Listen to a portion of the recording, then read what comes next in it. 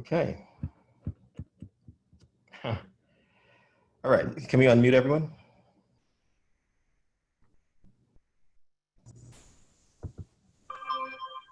Hey. Hi. Hi. Hey. Peter. How are you? This is my friend Chinua. Hi. Nice to meet you.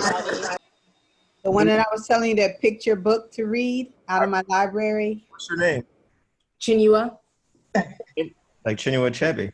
Yeah. That's a powerful name. It's an honor to meet you. How old are you, sir? I'm 13 years old.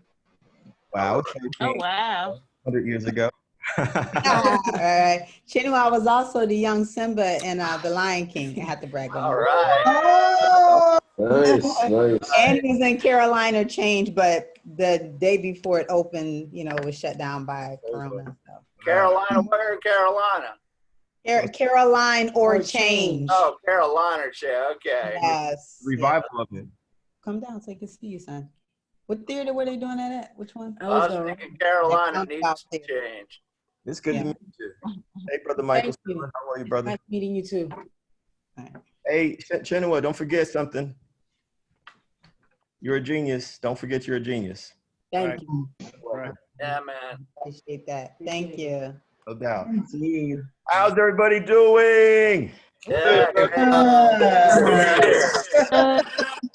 Glad to be here. I'm gonna big screen so I can see everyone. All right, we're on.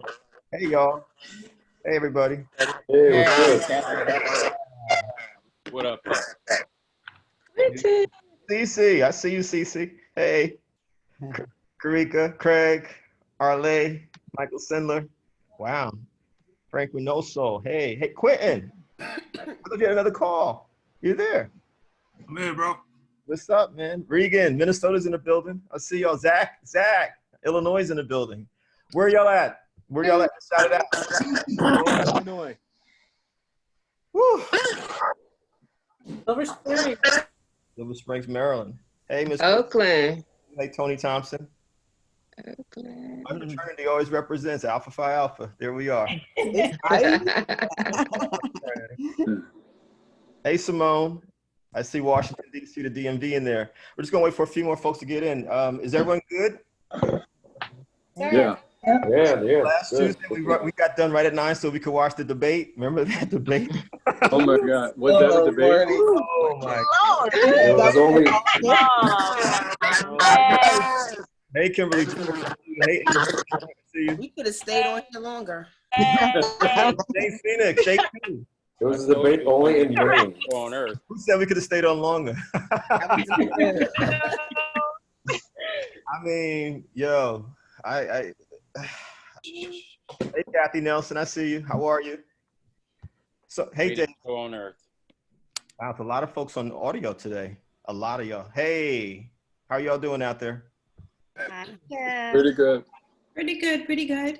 Good. So let's get started because there's a lot happening tonight as always. Oh, wait a minute. Okay, so welcome to the workshop. This is week number 4, and y'all know that we now have a Facebook page, but we actually changed pages because we realized we made a mistake in making it private, which I apologize to all of y'all for this switch. That's what happened. So we wanted to make sure that the page was public because a lot of folks were trying to find it and they were hitting me up. So today, if you could put in the chat room a couple times tonight just to the correct Facebook page. I think it's called Kevin Powell's Writing Workshop. And some of y'all have gone over there already, but we're going to shut down the other page by tomorrow evening, close of business day, East Coast time, 6 p.m. So around 3 p.m. West Coast time. Hey, Vinny, Maginelli, I see you. Hey, Dawn Sons, Lauren Summers, Eunice, Larissa Lazada. Hola, ¿cómo estás? ¿Está bien? I see you. I see you. Hello. Peace, family. Hey. So let's do this first. Let's do what we've been doing the last couple of weeks. I just want to start. I literally came from a workout. I went here, showered. I had on Coltrane, My Favorite Things, which is one of my favorite songs. What movie is that from, y'all? Real quick, who knows what movie My Favorite Things was first in Anybody? Sound of Music. Sound of Music, man. Julie Andrews. Andrews. Andrews. Julie Andrews. Yeah. And Cole, if you've never heard Coltrane's, Oh, yeah. this is beautiful. This is, I mean, obviously. One of my favorites. Yeah, yeah. So, you know, what we've been doing, because the first session, 3 weeks back, session 1, we kind of just did a freestyle and talked about mental health a lot. And so, you know, again, it doesn't matter what our backgrounds are. This is not a religious thing. We just, you know, I just ask folks to please, whether you're on the phone or you're on the screen, to just close your eyes for a second. We're just going to do a couple of breathing exercises to get started. We know since last Tuesday, a lot of crazy stuff is going on in our little country here. So let's just close our eyes. We're going to breathe in. For those who don't meditate, we just breathe in through the nose, out through the mouth. Breathe in positive energy, positive thoughts. You know, let go of negative thoughts. Let go of sadness. I think I told y'all about 2 weeks ago, one of my friends, I lost a friend, dear friend. His funeral is actually finally tomorrow. They brought the body back from California, LA, where he was, to New York. So my day tomorrow will be at the funeral all day and supporting the family. So, you know, positive energy for anyone. You know, Eddie Van Halen, the great guitarist, Van Halen, who was named after him, just passed today, 65. Oh, really? Yeah. Wow. Yeah. Whoa.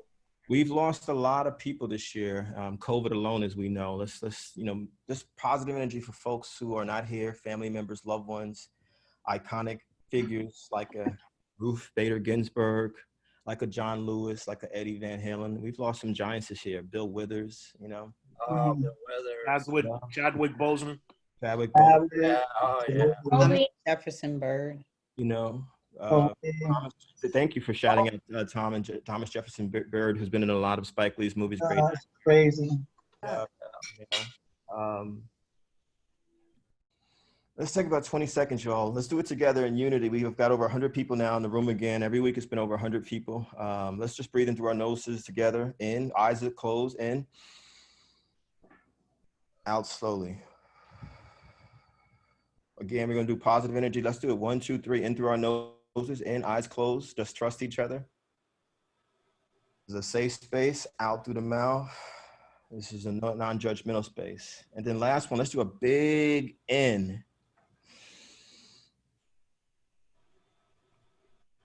And out through the mouth slowly. Keep your eyes closed and just open them slowly when you're ready to open them. Because a lot of times we don't know how to slow down, myself included. So that's what meditation is about, just kind of slowing things down.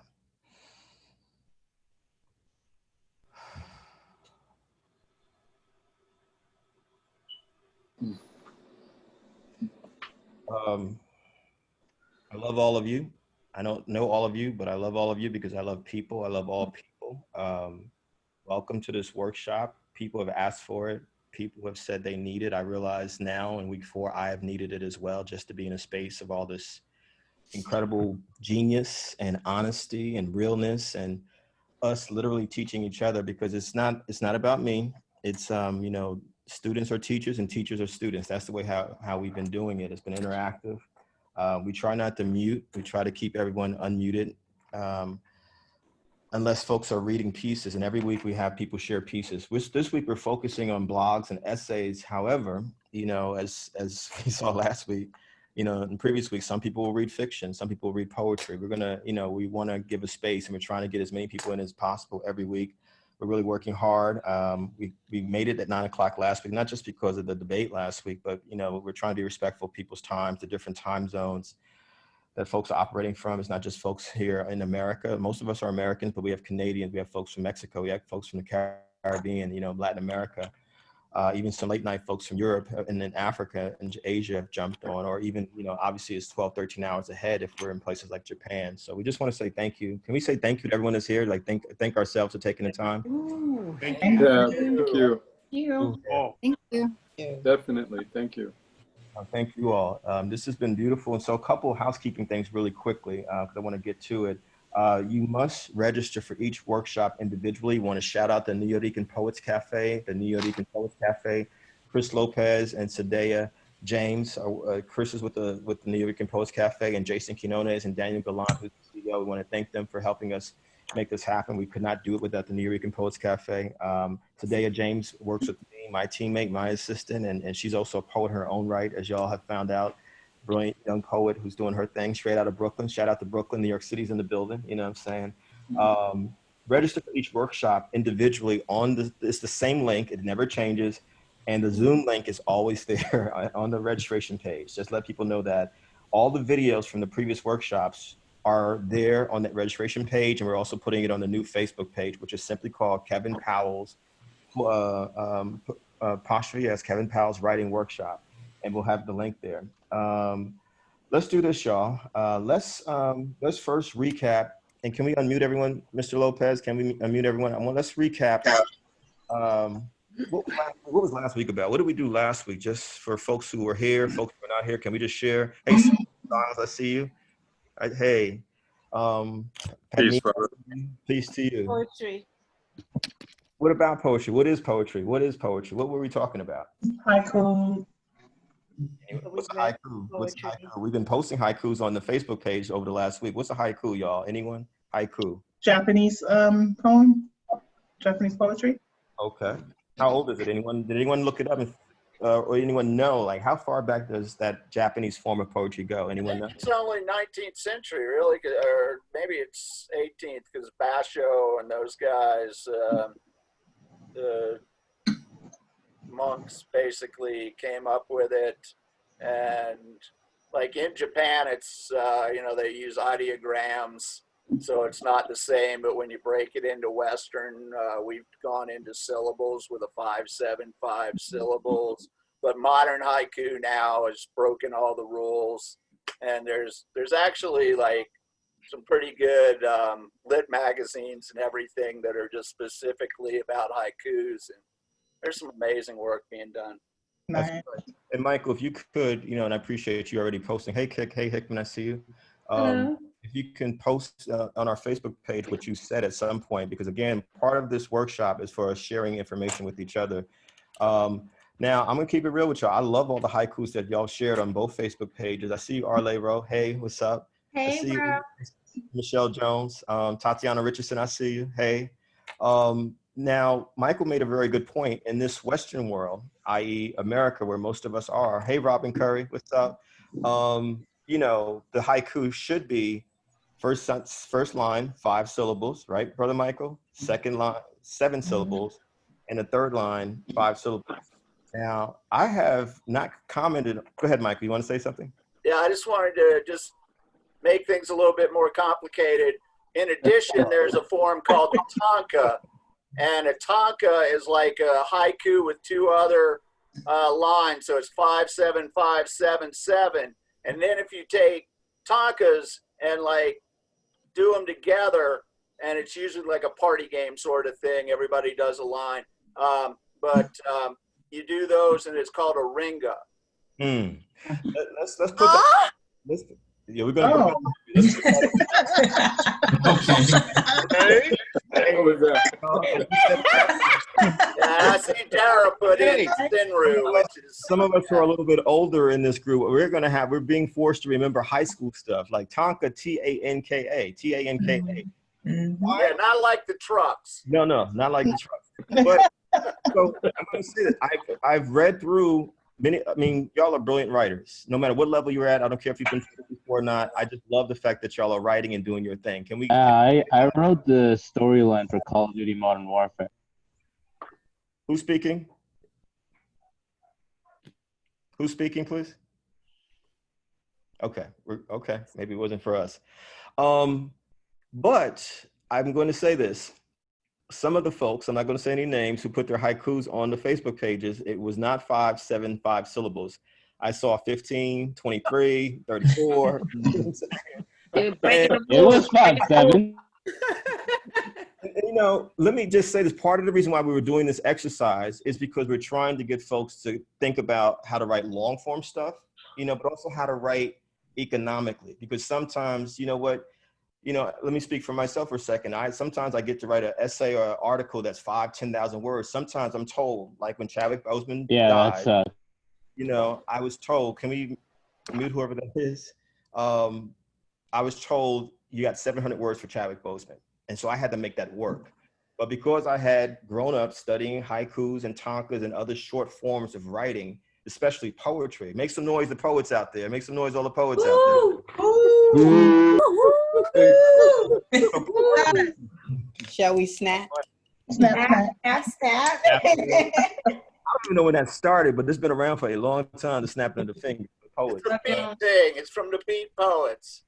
That's the beat, right? Yeah, they couldn't make noise in houses, so they're like you couldn't clap because it made too much noise. So you went to snapping because it kept the volume lower. That's right. So, and remember beach blanket bingo. Oh my God. Oh man! Wow. Going back now. All right. Hey, so last week was poetry. Why is what if I'm a fiction writer? What if I write blogs or essays? What if I write scripts or plays? Why should I care about poetry? Just real quick. Anyone who hasn't spoken? Why should you care about with your metaphors? Metaphors. Does anyone remember some of There's a rhythm in the things that you say. I'm sorry. No. I said it helps you get good at writing metaphors, and I think metaphors are really interesting in any form of writing, whether it's fiction or nonfiction, and poetry.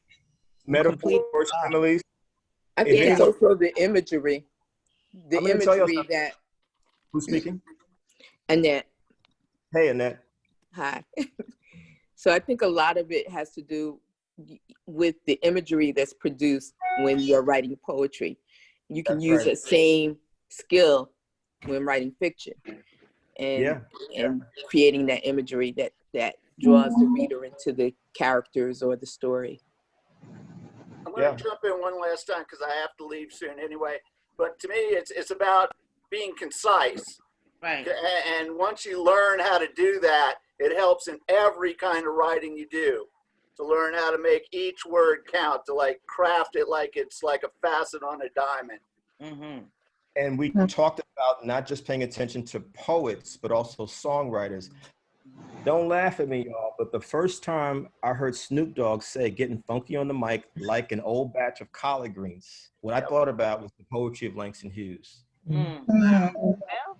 Creative, figurative language. Y'all feel me? Listen to all the metaphors and similes of Smokey Robinson's song that the Temptations made famous, My Girl. We talked about that. Listen to the litany of Bob Dylan list in Blowing in the Wind. How many? You feel what I'm saying? And so it helps if you're writing fiction, if you're writing essays, blogs that we're going to talk about tonight, plays. And if you listen to the language of August Wilson's plays, it's poetry. It's incredible poetry. Shakespeare is poetry, and obviously Shakespeare did write poetry, and people don't realize August Wilson actually was a poet before he started writing plays. Yeah. So poetry is very important if you don't call yourself a poet. Anything else about last week or any of the previous weeks for those who are new for the first time that just kind of stuck with you all, some themes that have been traveling with us through these first 3-4 weeks of this workshop? Anyone? Everyone's silent? Oh my God. I just had a comment, Kevin, about poetry helping with other writing is with cadence and rhythm. Yes. Because it helps in expressing yourself and the rhyme that the flow of your work. For folks who weren't here last week, what we have been doing is posting in the chat room examples of the writing style. So last week we gave examples like Pablo Neruda, like Emily Dickinson, like Maya Angelou. Y'all remember any of the poets that we listed last week? Anyone? Any other poets come to mind that we put up last week? Emily Dixon. Yeah, Emily Dixon, Nikki Giovanni. We talked about a bunch of folks. Sandra Maria Esteves, folks like that. Great. Neruda. Yep, we said Neruda. That's right. And then we talked about the different styles of poetry. So we're intentionally, because we only have 2 hours, and now that we have the Facebook page, which is great, we can share more stuff. We're intentionally, everything that we're saying here, we're also sharing on the Facebook pages. So if you have any questions about, what is a metaphor? What's a haiku? What's a tanka? Know that stuff is being posted. But the key thing is, there's a little word that we've been saying since the first workshop, y'all. If you're a writer, you have to what? It starts with an R. Read. Yes. A lot of writers don't read. We have to read, and this is really important. And there's no shame in the fact that some of us may not be as versed in certain types of literature as others. We're not in competition with anyone, are we? Anyone? No. But as you're hearing all these names being thrown out here, you know, Emily Dickinson, you know, Richard Wright, Maya Angelou, whoever it is, if you're not familiar with the work, I really recommend you all on your own time, look up this work because it's really, really some of the best literature we've ever had. Anything else about poetry before we move on into essay and blogs? Anyone else about poetry? Or anything that's happened the first 3 weeks? Oh, just because I'm new, this is my first week here. This is Chiquita Ominira. Hey. My first book that I wrote is based off of a poem that I wrote about my family. It's called Just Because. And one of the things I tell the children, you know, because I like going, it's for children, it's a children's book. And I like going to schools and talking to them. I tell them, if it's important to you, it's important to somebody else. I said, all I did was speak my truth. I just spoke about my family. And, you know, for me, I feel like the book has been doing pretty well, you know, and getting around. So, but it was definitely, it's based off poetry because that's what I did. I did poetry. I shared it with my grandmother right before she passed. So it's like she gave her approval. Then I had my son and I saw him trying to read a book when he was, you know, 9 months old, turned upside down. And I said, this is what I want to do. So what did I have? I had my poem. And so I took that and made it into a book. I love it. I mean, which is, thank you, Chiquita, for sharing that, because remember, y'all, for those who were here with the first workshop 3 weeks back, for whatever reason, half the conversation was about mental health, self-esteem. Us, you know, we were using terms like writer's block. And I think we agreed that we're not going to use that term anymore. Is that right? Yes. And we're not going to say like can't. We're going to get that out of our vocabulary. And I think we all realize, I mean, I don't care if you're African-American, West Indian, Italian, Jewish, Irish, Polish, straight, queer, transgender, no gender identity, able, disabled. Everybody's story is important. Everyone's story is important. And you know, it's right in front of you. But how you decide to tell it, which is why we have workshops on essays and blogs, poetry, you know, you decide the form that you want to tell it in. But what Chiquita says is so critical, because if you just look at your own history, your own journey, the journey of your family, Chiquita, you know, many of us, you've got, one of my favorite movies ever was called My Big Fat Greek Wedding. That was a good one. You know, someone looked it up. I can't remember her name, but she was actually rejected over and over again because as a Greek American, she was told by Hollywood folks, you look too quote unquote ethnic. You know, it was ridiculous. And so she decided, what Chiquita said, you know what, my family and my family story as a Greek American, as a Greek person is very important. I'm going to make this into a play. And one of the people that came to see that play was Rita Wilson, who happens to be the wife and producer of Tom Hanks. And that's how My Big Fat Greek Wedding became one of the most successful films in the history of cinema. Just because she realized my story matters. Y'all with me out there? Yeah. Yes. So let's, anyone else about poetry, writing, mental health, anything that we covered in the last 3 weeks before we move to essays and blogs? And again, I don't want people to be scared off and be like, I don't write essays, I don't write blogs. I feel like, and y'all correct me if I'm wrong, do you feel like every workshop we basically cover a whole bunch of stuff? It's not just that one thing that we're talking about? Yeah. Yes. Yes. And are y'all good with this interactive way of doing it? Yes. Yeah. Yes. Right on. So anyone else about the last 3 weeks, or can we move on to what is an essay, what is a blog? Sure. Keep moving? Yes. Yes. So that's my question then. What is an essay? What is a blog? And are they the same thing or are they different? I don't know. Y'all tell me. What is an essay? What is a blog? What's the difference? How many of y'all It feels like nowadays, because blogs are just so popular. Like an essay was, you think more so for school, you think more so to obtain something, where it seems to me that blog is more like sharing. You know, you're not so concerned. And I don't know, you know, it's just a thought of what I think about when I hear it.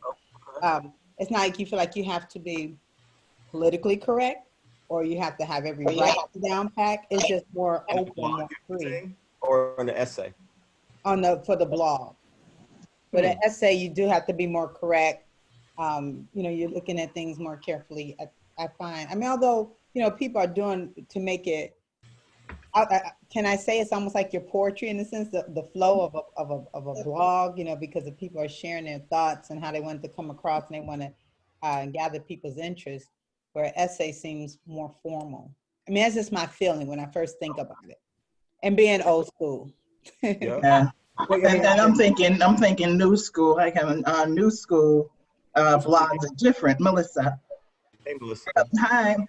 So I was thinking the blogs today are totally. Can we center whoever's speaking, Chris Lopez, please? Is that possible? I'm sorry, Melissa. I just want everyone to see you. No, I was just thinking that she's like the old school blogs. Like I remember the old school blogs about.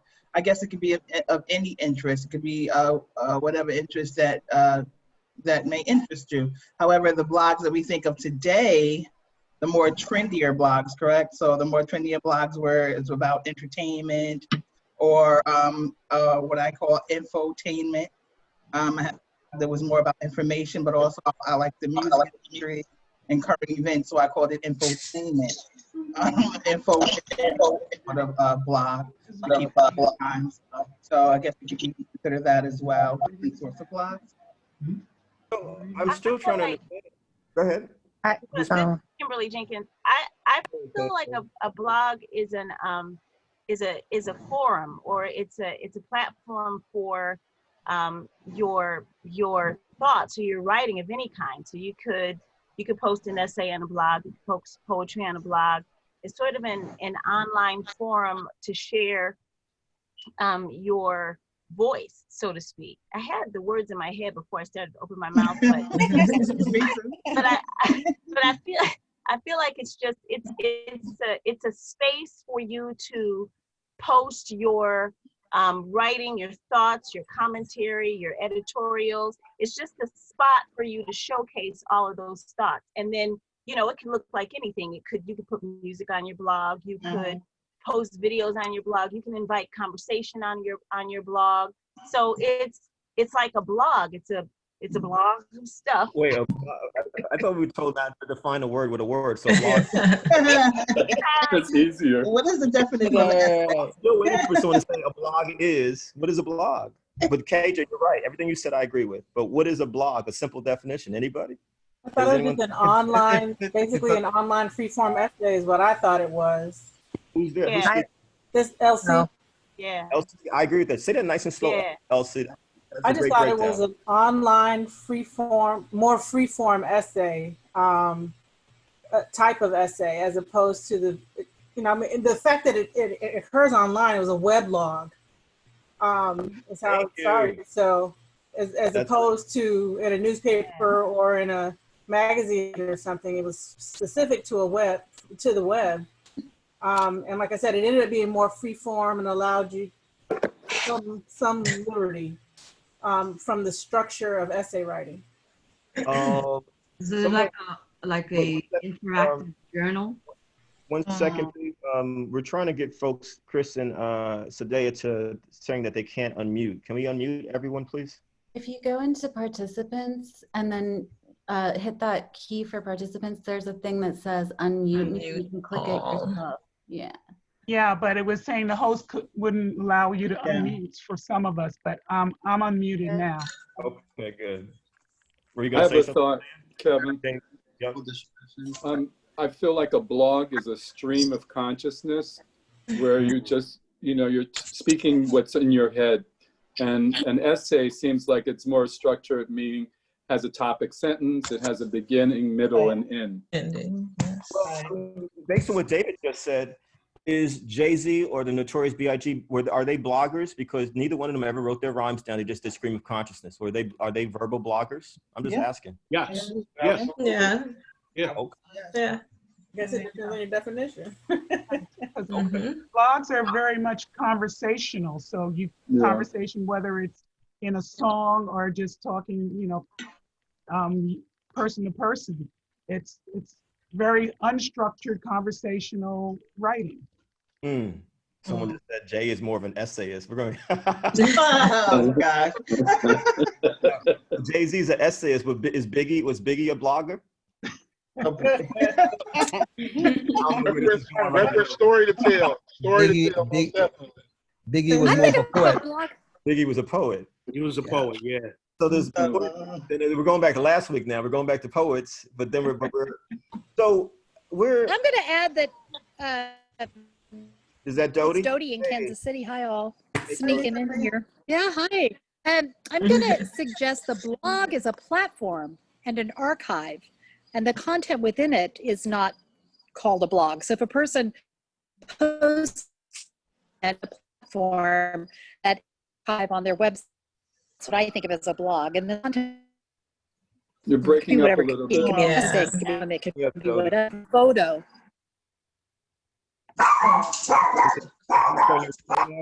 You think, and just do the audio for a second, Dodie, so we can hear you clearly? Sure. Test. Did you ask me a question I didn't hear? I'm sorry. I can hear, we can hear you. Uh-oh. There might be a delay. I was just commenting on the blog as a platform. Yes. Did you hear that part? Okay. Yes. So I have a question. How many of you all out there have a website or at least a blog space? I do. Okay. I do. I do. Consistently I have a website. right on your blog space, and how many of y'all haven't done it in about 10 years?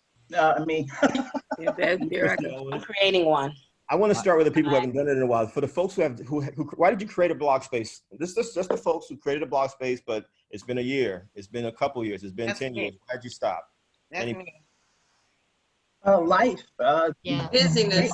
Yeah, busy. Yeah. No, busy. content as well. Wait. One person, Alexander, one person at a time, please. I felt like it was a distraction. Who's speaking? Hey, Kevin. Oh no.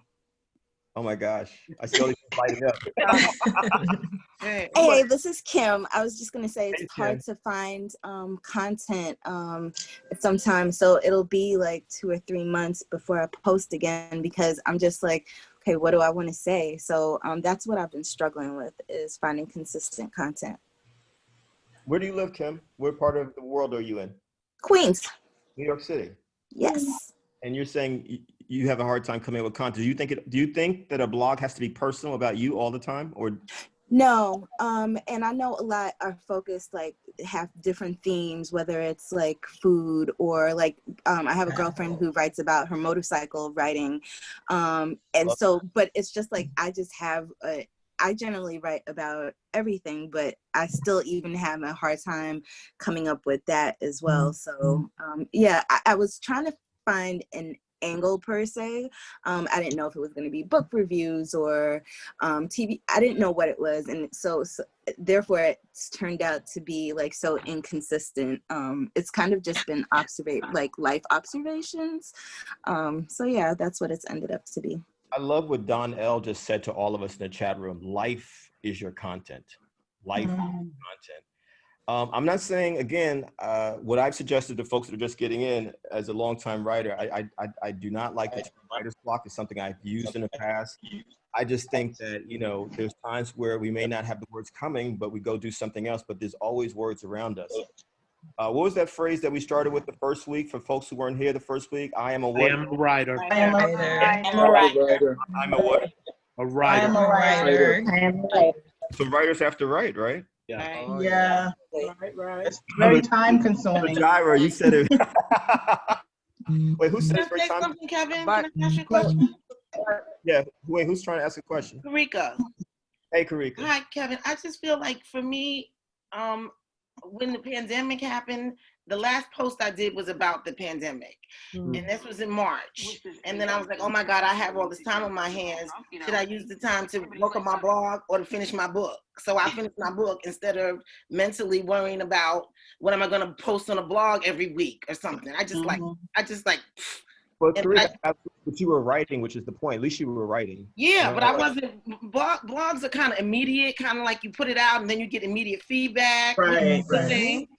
But a book is a little more lonely. Can I say something, Kevin? Yes, Jerome. I started blogging, and initially I was getting a lot of responses to my blogs. When that started to wane, then I stopped blogging. So I think a lot of us stop blogging because we initially feel like we're doing it for others in order to create conversation. And then when that conversation seems to die down, I know me personally, I stopped. But since I started this, I started writing again in it. I love that honesty. Let me say this in response to Jerome and to Karika and folks speaking.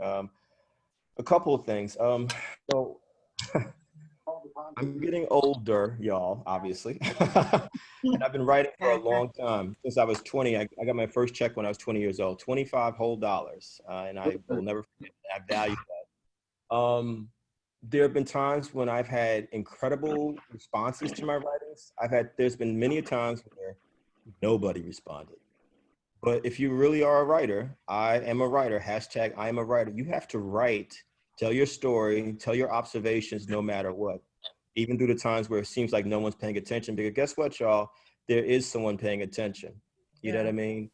Because everything is universal from your specific experiences. We've been saying every week, if you tell your story, what you feel, I guarantee you it's going to resonate with someone. And don't assume because people are not saying something, like there's people who are quiet, who are here every week. I'm seeing people who are here every week who are not speaking, but they're here every week. So there is always an audience out there. But for me, it's not just about writing for an audience. It's like you just have to get this out of you, which is what we were saying in the first week of the workshop. It's important for me to write this play, for me to write this essay, this blog, this poem, this memoir, this autobiography, because this is as important to me as breathing. Does that make sense, you all? Yeah, thank you for that. Yeah. That's important. And then you put it out there, and this is where the honing the craft, doing rewrites, reading the best things that have ever existed in the field that you're writing in. If it's science fiction, then you read the best science fiction. If it's horror stories, you read the best horror stories. Whatever it is, you've got to immerse yourself in that. And I agree that life is, Donnell, I'm so glad Donnell said it, like your life is your content, and we got people on this group who are multimedia artists, who do, Leslie Segar is a dancer who's writing her autobiography. Karika takes great pictures, but she's also a writer. Kay Hickman's a photographer, but she's also doing videography and filmmaking. You feel what I'm saying? Within this group, we got people who are able to talk about life in different forms, but you have to do it. And I just want to encourage you all, because it's come up a few times, let's not be so hard on ourselves, because one of the things I've also been in my lifetime is a very tortured writer, where if I didn't write X amount of words every day, then something was wrong with me, or people didn't respond the way I wanted them to respond, and maybe my work sucks. Well, sometimes it has sucked, I will admit that, you know what I'm saying? But we can't beat ourselves up. Let me say this other thing real quick. So, and someone referred to themselves as old school. I did come up in a world where if you wrote an essay, you were trying to be like Joan Didion, James Baldwin, Bell Hooks, Susan Sontag, Gloria Steinem. You were trying to write like, Norman Mailer, like these classic pieces. Gay Talese, who's one of my favorite writers ever. Whew. If y'all have never read Gay Talese's cover story on Frank Sinatra in Esquire, it's called Frank Sinatra Has a Cold. Can we put that in the chat room? Frank Sinatra Has a Cold. It's considered one of the greatest essays ever written, greatest pieces ever written. It's incredible writing. Okay. And then fast forward to the late 1990s, Tom Junod wrote a piece called Can We Say Hero? And that article was about Mr. Rogers, who we all grew up on.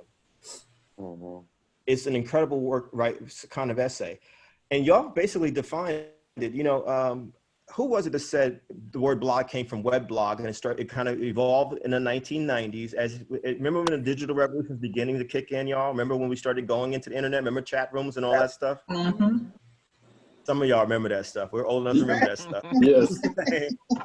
So that's where web blog came from, and then it became blogging. And you're absolutely right. I'm holding in my hand right now my iPhone, and so I know there's times when I'm posting to Twitter, Facebook, LinkedIn, Instagram, little messages. I find myself over the last several years editing this stuff, because I'm like, these are like micro blogs that I'm writing. I need to say something about, yo, Donald. Baby. Hello? But the difference for me, well, I'll say this, I agree. Blogging is an informal way of writing for a lot of people. You just get it out. Because I'm a very anal writer, I edit everything, even the things that might be considered blogs.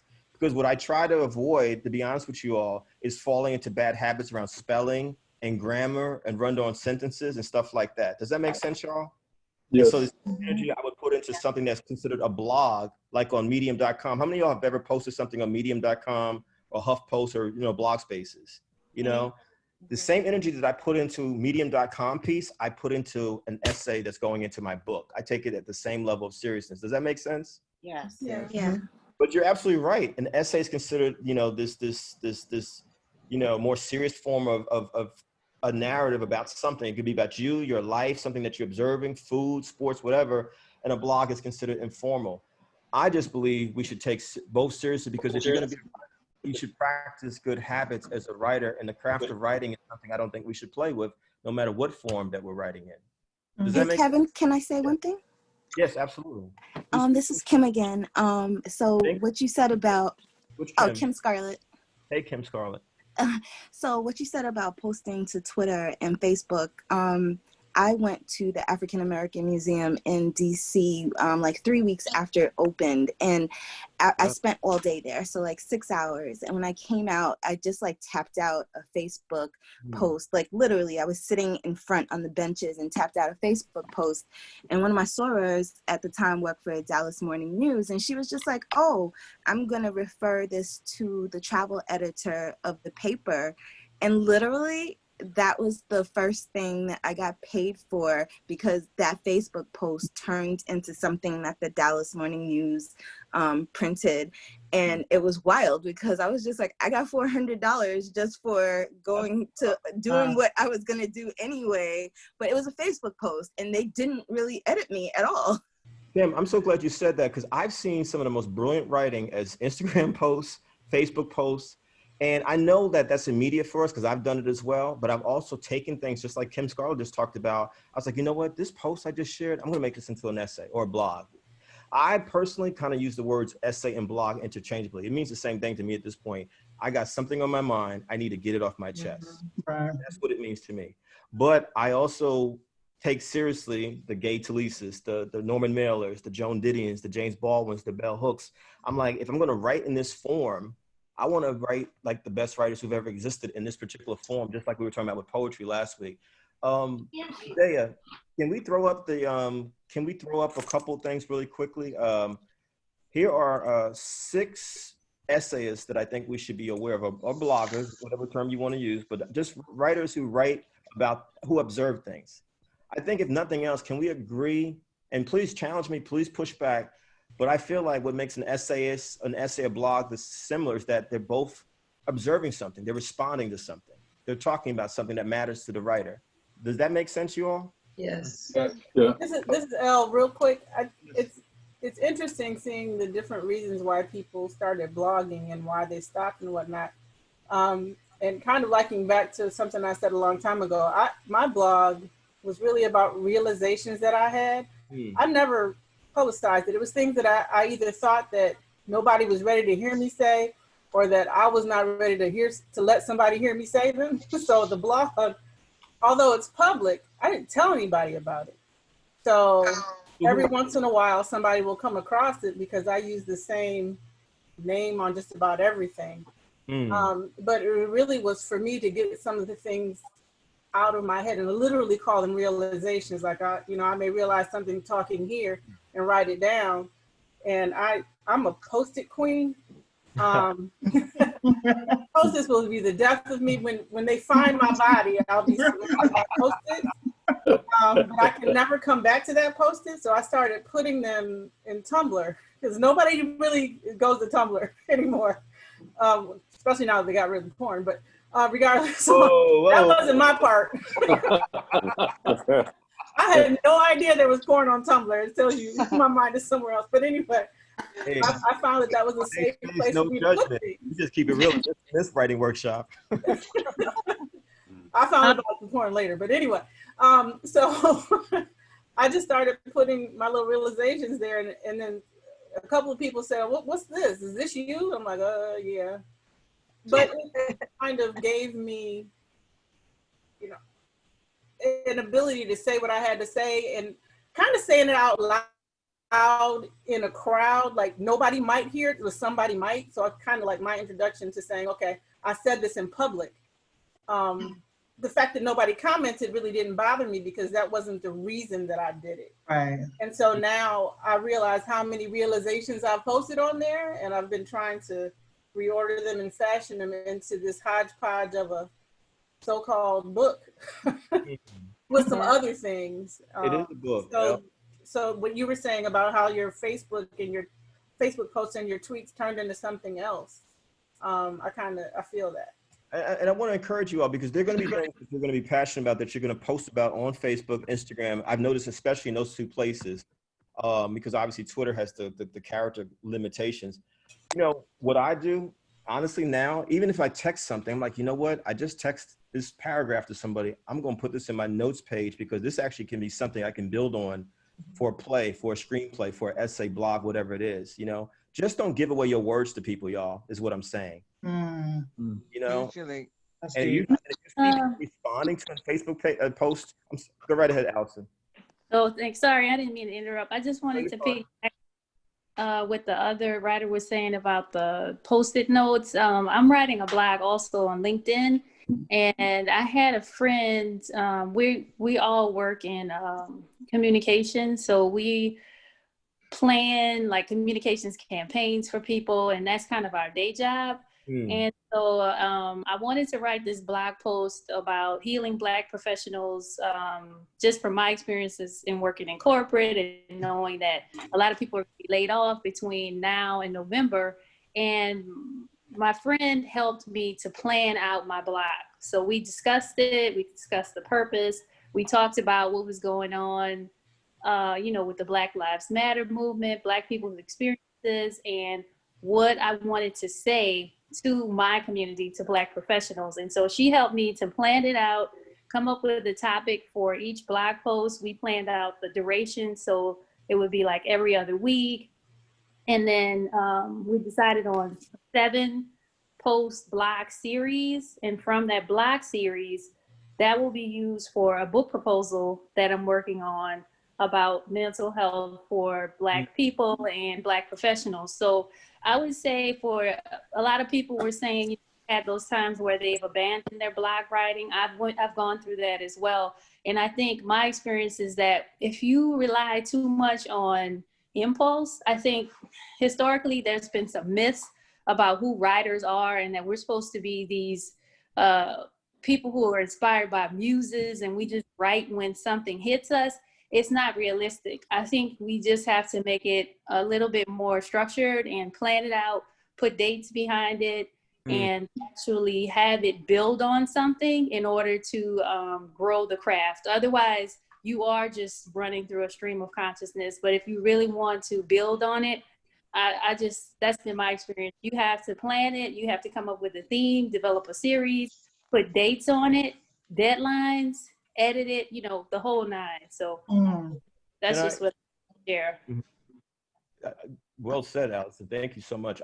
If I can add a caveat to this, I also want to be sensitive to the poets from last week, because depending on the kind of writing that you do, like those of us who are poets, sometimes it just comes out of us. We can't predict.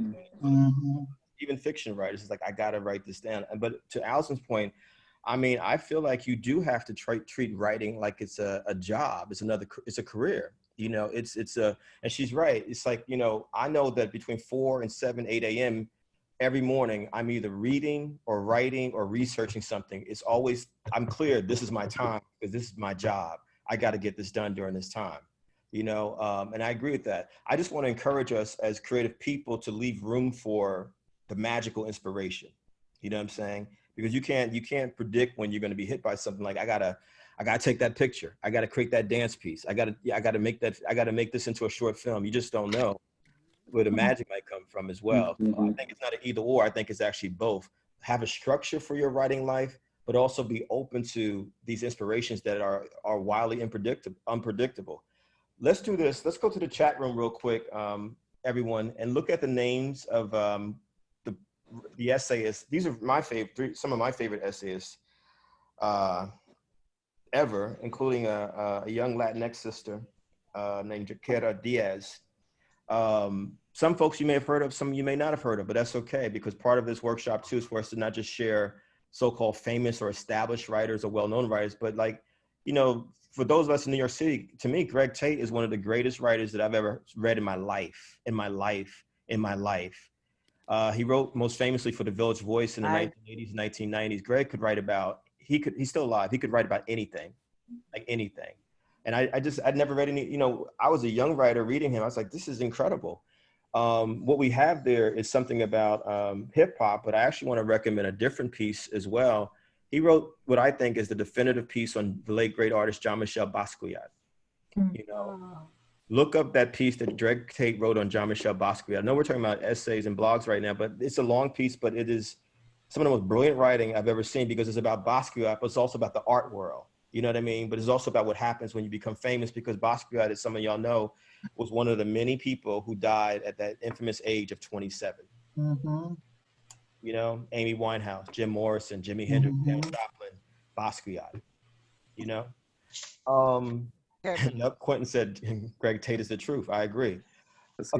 Can we just write some things down real quick? We're gonna do an exercise. Everyone got something to write with real quick? I'm actually gonna just give back to y'all what y'all have all said. That's what we're gonna do. Just let me know when y'all are ready. Just say ready. It's not gonna be a lot, but it's just ready. Okay. Ready. So, number one, whether you call yourself, and you can write it in your own short, but try to make it as simple as possible. Whether you call yourself an essayist or a blogger, doesn't matter. That's your own personal choice. I most of the time say essayists, but some people say bloggers. We must take the craft of writing seriously. And we must read the best essayists and or bloggers who are out there, both present day and historically, in my humble opinion. The craft of writing, because every workshop, it keeps coming back to the craft of writing. You know you're gonna need to repeat that, right? Yes, LC, I definitely will repeat that. I got seriously. Well, number one, no matter what you call it, essay or blog, take the craft of writing seriously. That's number one. Let's make it a number two. Read the best essayists, bloggers ever, period. You know, new ones, old ones, folks who are alive, folks who are not alive. You know, there's some suggestions there. And let Bell Hooks, Greg Tate, Shakira Diaz, Norman Mailer, Joan Didion, let them lead you to other people. You know, if you're writing an autobiography, you read the best autobiographies that ever existed. You know, if you're writing a science fiction book, you got to read, you know, Ray Bradbury, you got to read Octavia Butler. It's pretty basic, right? You know, if you're writing plays, how do you skip over Lorraine Hansberg, Ntozake Shange? How do you not appreciate Shakespeare? You feel what I'm saying? The third thing around essays / blogs, it basically is, you have to write about things you're passionate about. You can't write about things you're not passionate about. You passion. If it's food, then you got to write about food. My brother Quentin Walcott is on this call. He's one of the most incredible thinkers and activists and doers I know around redefining manhood on this planet. That's his passion. So I can imagine, and I know, because I've been around him for a long time, this is the kind of stuff he would write about, he would speak about. Why would you write about anything you're not passionate about? Right. Whether you call it an essay or a blog, why would you write about anything you're not passionate about? Seriously. Hey, Kev. Yes, Samson. Yeah, Samson here. One thing I learned when I was at BT and as a journalist is that sometimes you may get topics that you don't feel like covering, right? And you have to uniquely tell this story and give it a perspective with a twist. So say, like, if I wasn't passionate about the content in general, I would internalize it and make it more than what it just is. Like, say if it was about food, now I'm gonna put some historical content behind the reason for this food, or something that's a perspective that I am passionate about, and turn that subject that I may not have been passionate about into something that I am passionate about. That's a great point. And Samson is able to do that because he's a well-rounded person, a student for life, who has all these different skill sets and these different experiences, and he's traveled and he's lived. And so, yeah, those of us who are journalists, myself, Samson, yeah, we definitely have gotten tasks or assignments where we're like, I really don't want to do this, but you have to figure it out, because that's where the creativity comes in. Y'all feel what I'm saying? Mm-hmm. You remix it, basically. But that passion, you have to figure it out somewhere, you know? The next thing I would say about an essay or blog, you know, is what we're going to do next. Let's take 10 minutes And everyone in the first person, write the paragraph about something that you've been really passionate about this year of all the craziness. Let's take 10 minutes. And we're gonna have a few of us share what we write. Write something new, don't pull something out the crates. You know, this is going, write something with I being you, all of us. You know, we got 121 people in this room today. Write in the first person something that you're really passionate about that's been going on with you this year. And we're gonna share some of it. Is that cool? Mm-hmm. Yes. Because sometimes we gotta learn how to write on the spot.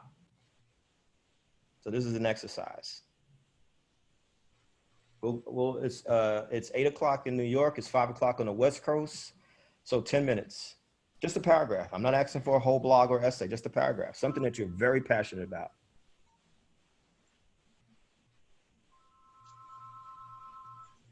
Can we mute everyone, Mr. Lopez, while they write?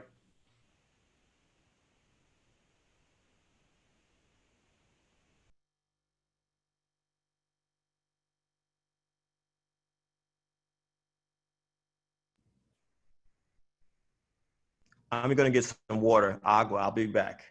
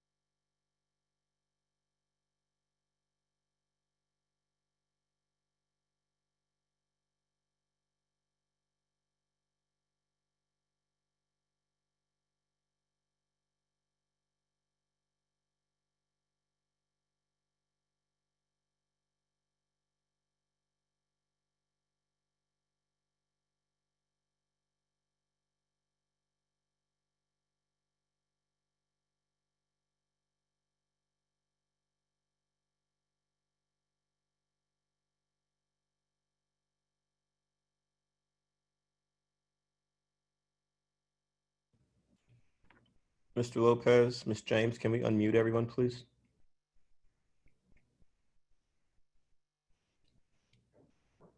Hey, everyone. Hey. Hey. It's like, Hi. hey.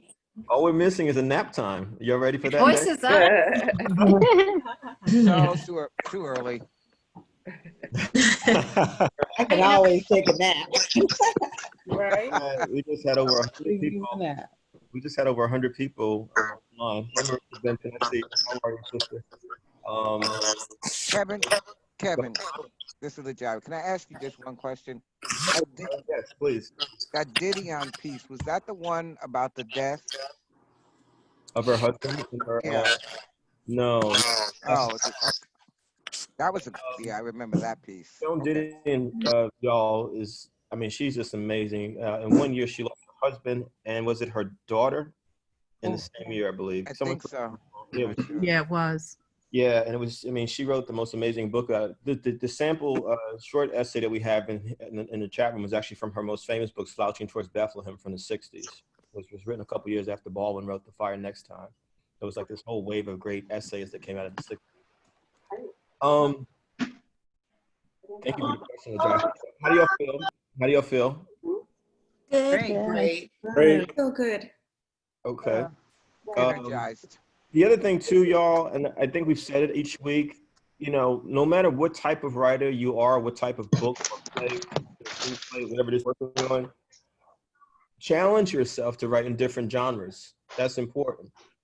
You know, I know some folks have said to me, well, Kev, I'm a poet. I'm going to check out. I don't want to be a part of the essay blog workshop. Or people who are essay blogs, it's like the poetry's not for me. I think it's all connected. I would like to get a few people to share what they wrote. Oh, a hand went up already. Wait, okay. I'd like to. Michael, hold on a second. I'd like to are as you well. into the chat room, folks? Wow. I'm here, Kev. Let me get a few folks. And folks, please know if you had stuff that was prepared that you wanted to read tonight, we got more weeks to go. We're probably going to add on to this workshop series after the 7th week, and we also have a Facebook page to post stuff as well and get feedback. Carla Vega, are you there? Yes, I'm here. You ready? Yes. Hi, everyone. This is my first time here. Thanks for Carla. Hey, Carla. Hi. Where are you at? Where are you? I'm in LA. California. Yeah. From the Bay Area, but so most of my stuff is often poetry or stream of consciousness. So here I go. I have been on a decolonization journey to get closer to me, who I am, where I come from, who my people are and were, to become closer to my ancestors and unearth their stories, to find my truth, to hone in more deeply my essence, to validate my voice and existence. My ancestors speak to me through my artistry, acting, and writing, and I'm feeling their presence more strongly these days. I want to honor my history and my life more fully. This journey resonates because it strips away conditioning ingrained since I was born and helps me to have understanding and compassion for those who raised me. The veil is lifting. It has always been thin, and now I face this connection with more strength and a deeper sense of strength and self-love. I hope to share my voice more fully so that I may inspire and nurture our humanity with love and honesty. I read to not feel alone in my perspective and thoughts. I write so others may not feel so alone. I write to connect to spirit. I write letting spirit speak through me. I create to heal, inspire, and touch hearts. That's as far as I got. Wow. Yay. And you did it. That's fantastic. You just wrote that. Oh, nice. Yeah. You just wrote that. Yeah. Wow. My God. That was great. You've never read in front of people before? Oh no, I have read before. Poetry. But not in this class, not in this workshop. Wow, that was incredible. What inspired that for you? You asked your prompt. You said start with I and what have I been passionate about, and this year it's been the talk and the journey of decolonization that's been up even more strongly Look at that So baby yeah. time. Wow. Thank you for sharing. That was powerful. Any thoughts for Carla? Wonderful. That's powerful. Yeah. Decolonization. I love it. Wow. Are you going to continue to work on that piece? Because I think that would be a great essay or blog, whatever word you choose. I've always wanted to start a blog actually, because it seems like a more free and safe space to just have that stream of consciousness and not have to have a structure. I get stuck in social media because it's just, I don't know, but yeah. So I loved the lines where you said, I read so I'm not alone, and I write so others won't feel alone, or some, I'm paraphrasing of course, but that was just really beautiful. Yes. Yes. Yeah. I love how you are. This is Kimberly Jenkins. I love the words that you chose, like unearthing and history and decolonizing stories of your ancestry. So I love that, because we're on the same journey, because that's pretty much, I mean, I'm stuck in sort of a academic mode, because I'm writing my dissertation, but that's where my voice is coming from, even in my dissertation, and trying to find a space for that in academia, like exactly what you're doing. And for me, it's like the rhizome of Blackness and defining an identity and creating your own narrative, but doing that from the context of the historical ancestry. I love that. Like, you do need to do a blog. I would love to read it. It would be inspiring. Yeah. And I shared, Carl and everyone, for those who don't know, you have medium.com. You could easily set up an account to blog there, or you can create your own website through spaces like wix.com, which is easy. One of the other questions that was asked, Carl and everyone, was once you write a blog or write a series of blogs, how do you promote it? Well, I'm going to say to you all writers, we're all writers, right? Fellow writers out there? Yes. Yeah. What did you call that last thing? Wix.com? Wix. It's in the chat room. It's Wix. Wix. Oh, Wix. .com. Sorry, it's my New York accent. Sorry. New Yorkers don't have an accent. We don't have an accent. We say water in Manhattan, we have an accent. Just the confidence. But so not only should writers also have to, and we're going to get to this in later sessions, we have to learn how to promote our work. And so I strongly recommend everyone here, you should be on the big four. The big four are Instagram, Twitter, Facebook, LinkedIn. And every time you write something, if you post it somewhere, it's published somewhere, you got to let people know that it exists. If you're comfortable.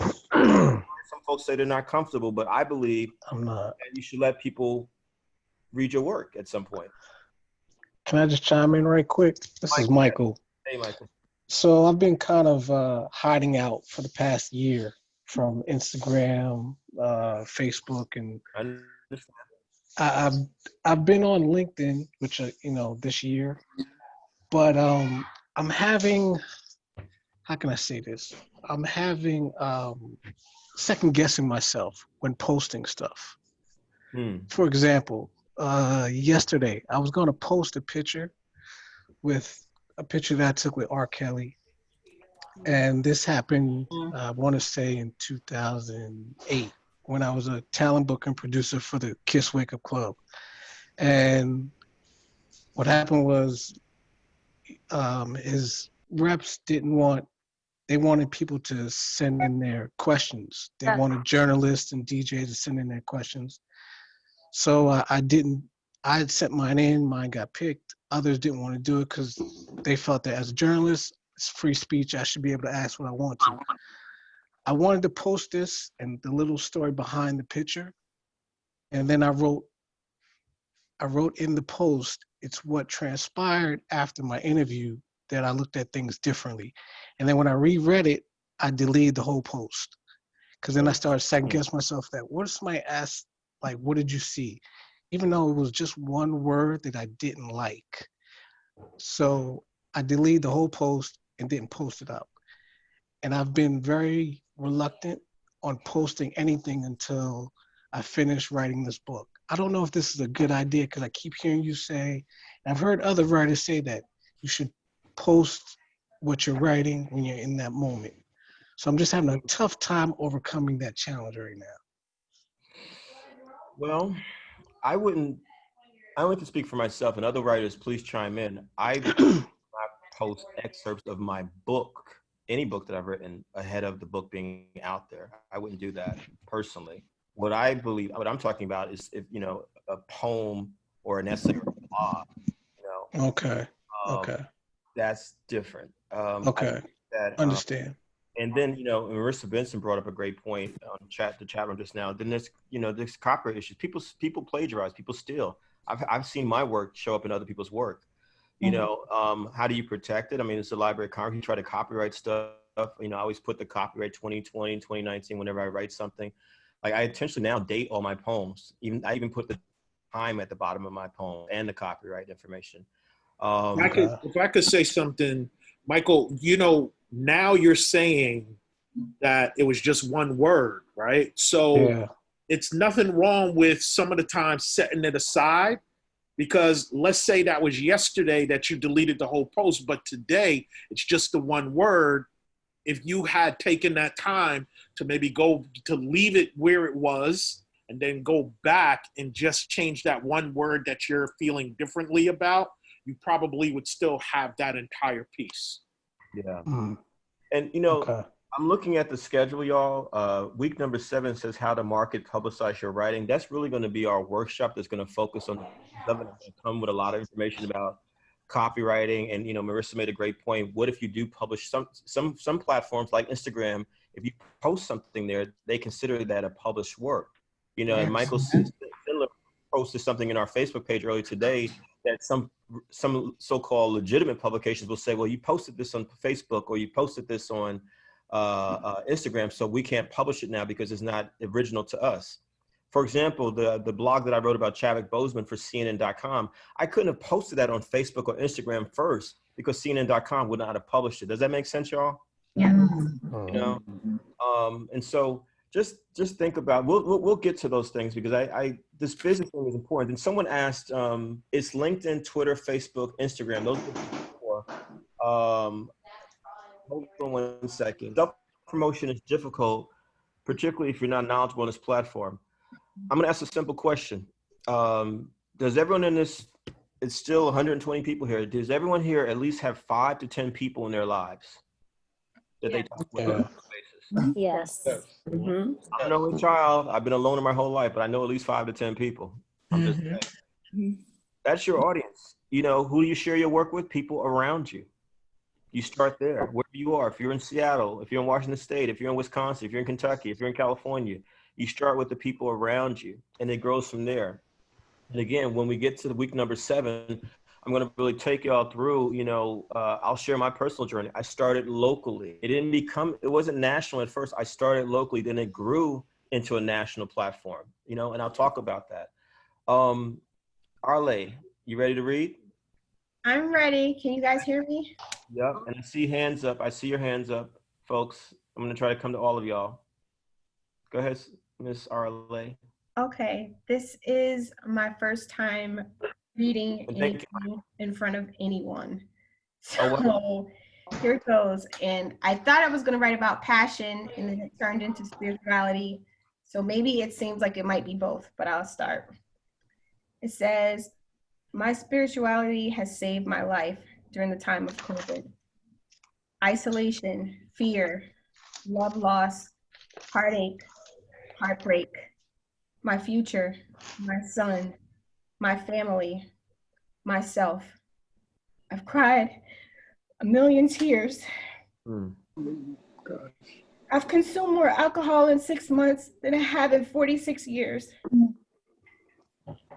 I love marijuana now. Who knew? I've been humbled. I've fallen and risen more times than I can count.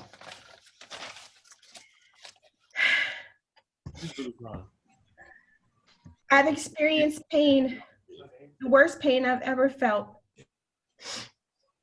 I am broken, but I am also healed. I pray more.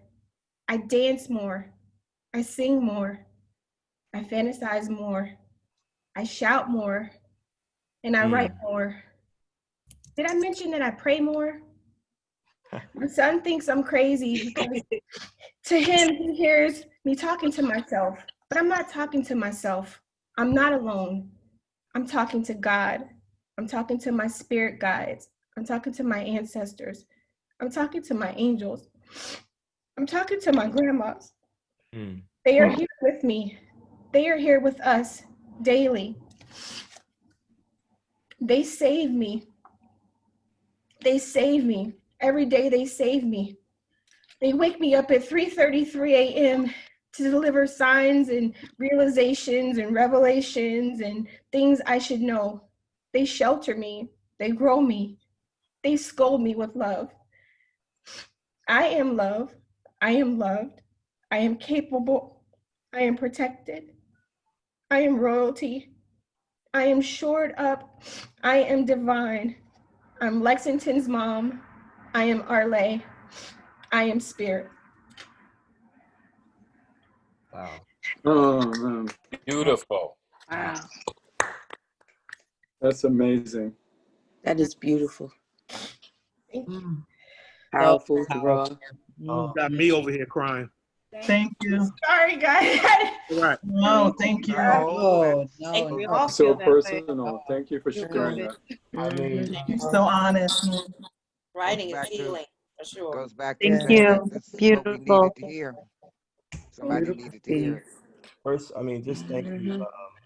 The I first think two, that touches everyone. Arlo Yeah. and Carla, just thank you for, I'm trying not to. Awesome. Wow. Let me tell y'all, as Arle was reading, I think about the fact that I've cried more this year than I probably have cried in the last 20 years. And I'm a crier. I'm one of those sensitive Taurus people. You know what I'm saying? What I always think about, if you're really serious about writing, some of the most powerful writings when we have the courage to bleed on the page, you know, let it all out. You know, and that was really incredibly powerful. Because art should heal. Writing should heal as we tell our truths, you know, because the writing also helps us to make sense of the madness of the world. That's what writing is to me. It helps us to make sense of the madness of this world. And imagine if you didn't write that. Imagine if Carla didn't write that. And I mean, the first lines of Carla's piece was about decolonization, you know. Just thank you both. Wow. Whew. Wow. Yeah, and I'm looking at the chats, and Arle and Carla both, please, just like in the past weeks, a lot of folks will comment to you all in the chat, and what we're doing now, thanks to Chris Lopez, who's been running this session with today every week, we also save the chat, the comments, and please also support the folks who read, because it takes a lot of courage to read. Thank you for sharing that. Okay. Wow. Thank you. Leslie Cigar, you ready to share? Yeah, I am.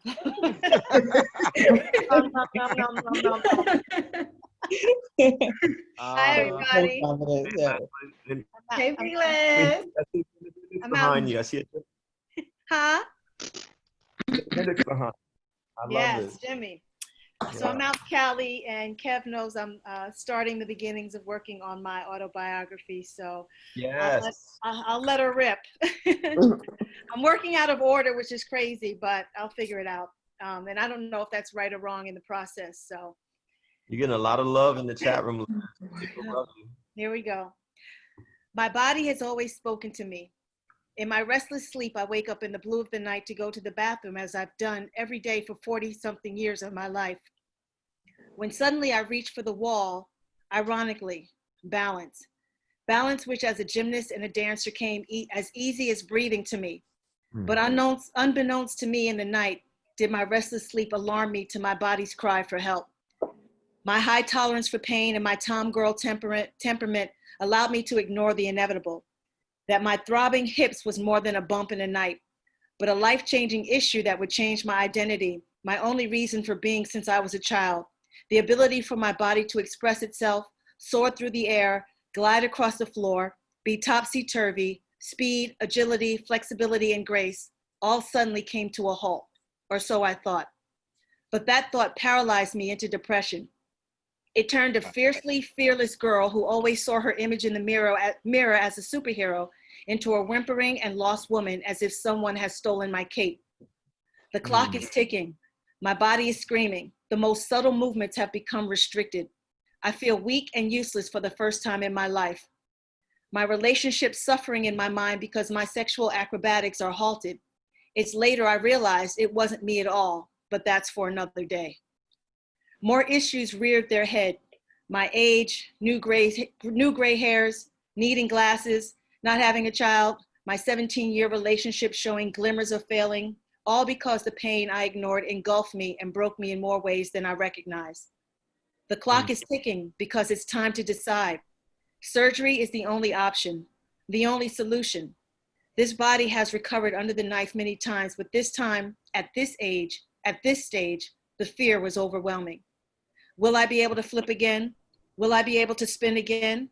Will my vanity of these new scars on a body that is so revered make me cower and hide all that I worked so hard to shine like a penny? The day is here.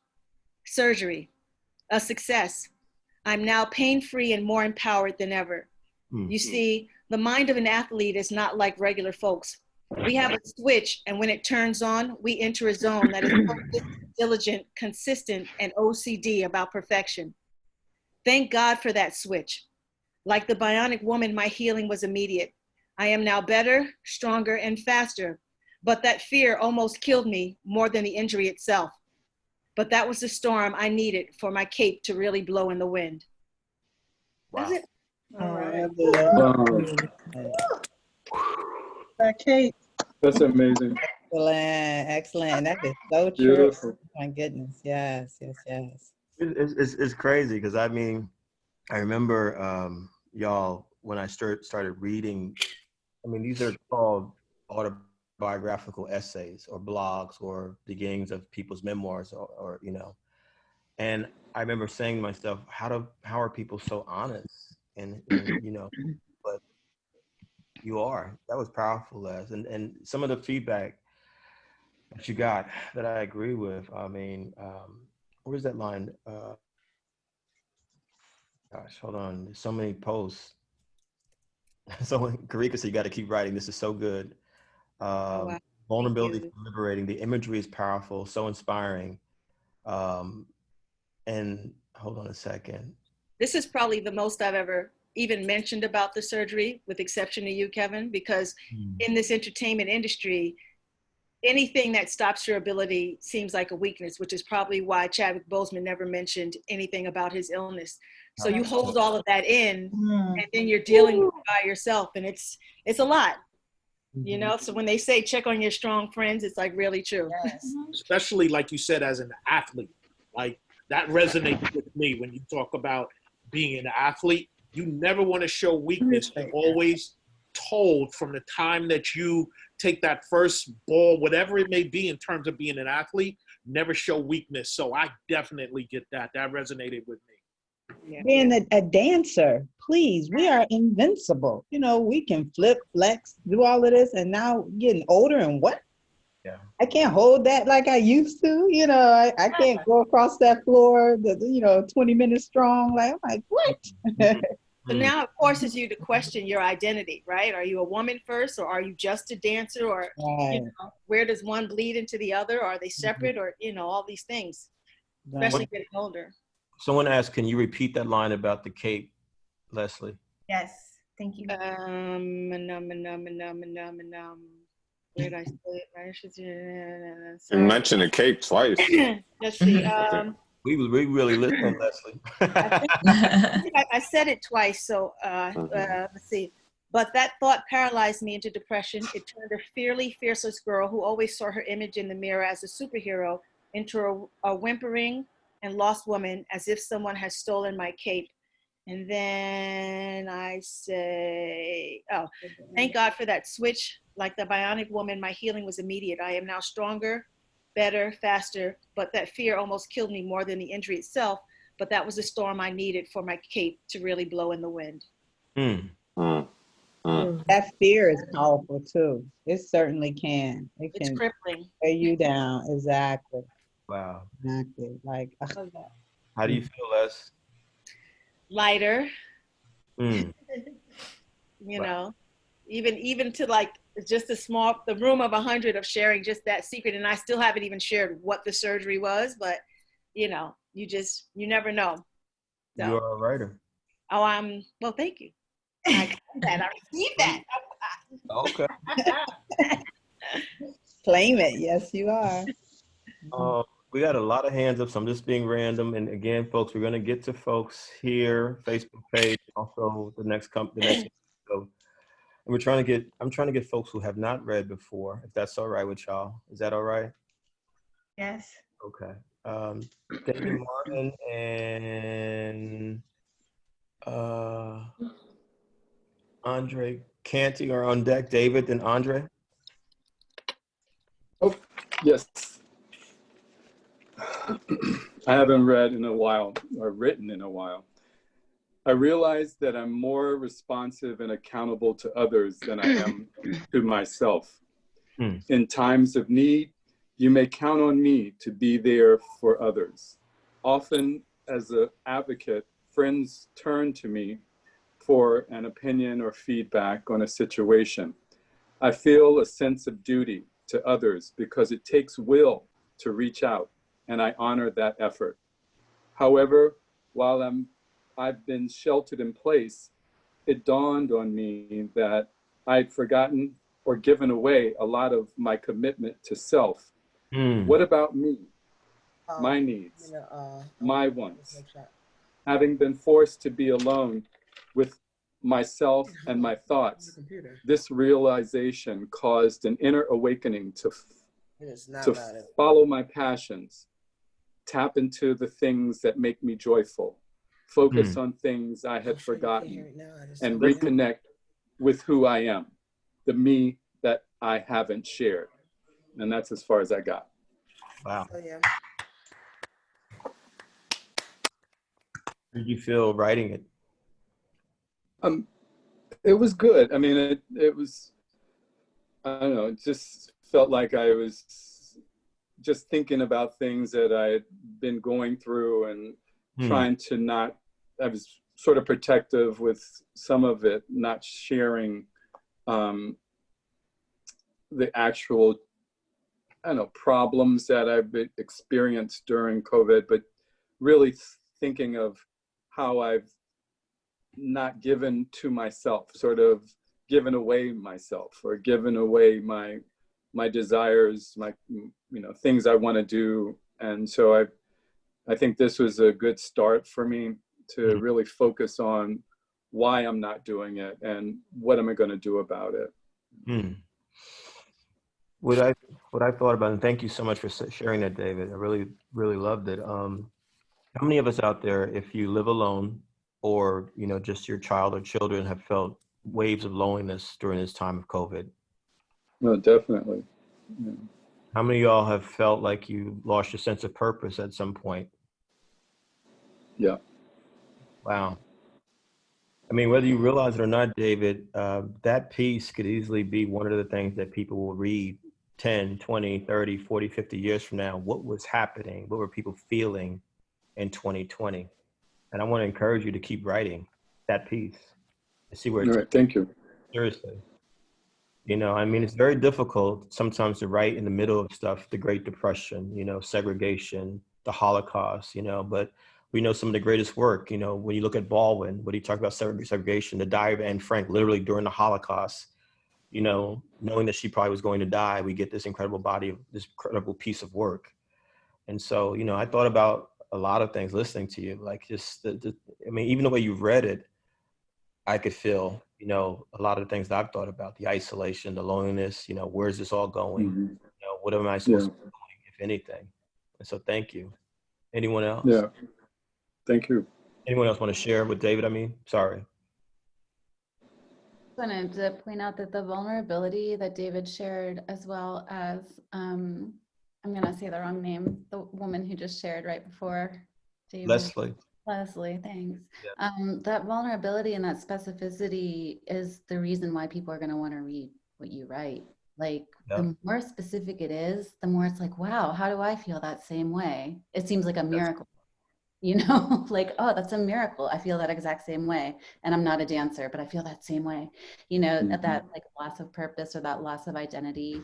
And so many of the people who read today were writing about identity and loss of identity. So yeah. Thank you. Yeah, thank you.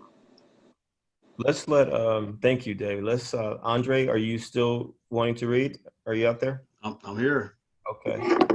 Where are you at? Which part of the world are you in? I'm from the South. Well, originally from Knoxville, Tennessee, but I'm now in Louisville, Kentucky. So wow. I'm knee deep in everything. So, yeah. So that's where I'm at. Appreciate everything. So I'll kind of go from here. My mom and I are one and the same. Both introverted, both giving, both involved in movement work, and we've both been on paths of self-discovery. I've been on my own path of self-discovery after I left my home in Knoxville, Tennessee. For years, I've been involved in movement work, and it's been fulfilling. Policy wins, transformative wins, people wins, lots of smiles. But in that path, I lost myself and I lost my own passion. Like my mom, we're both givers, and we gave too much. We don't think about ourselves for the pursuit and the benefit of the people. As long as they're good, we're good, even though we're not good. We haven't been good. Wow.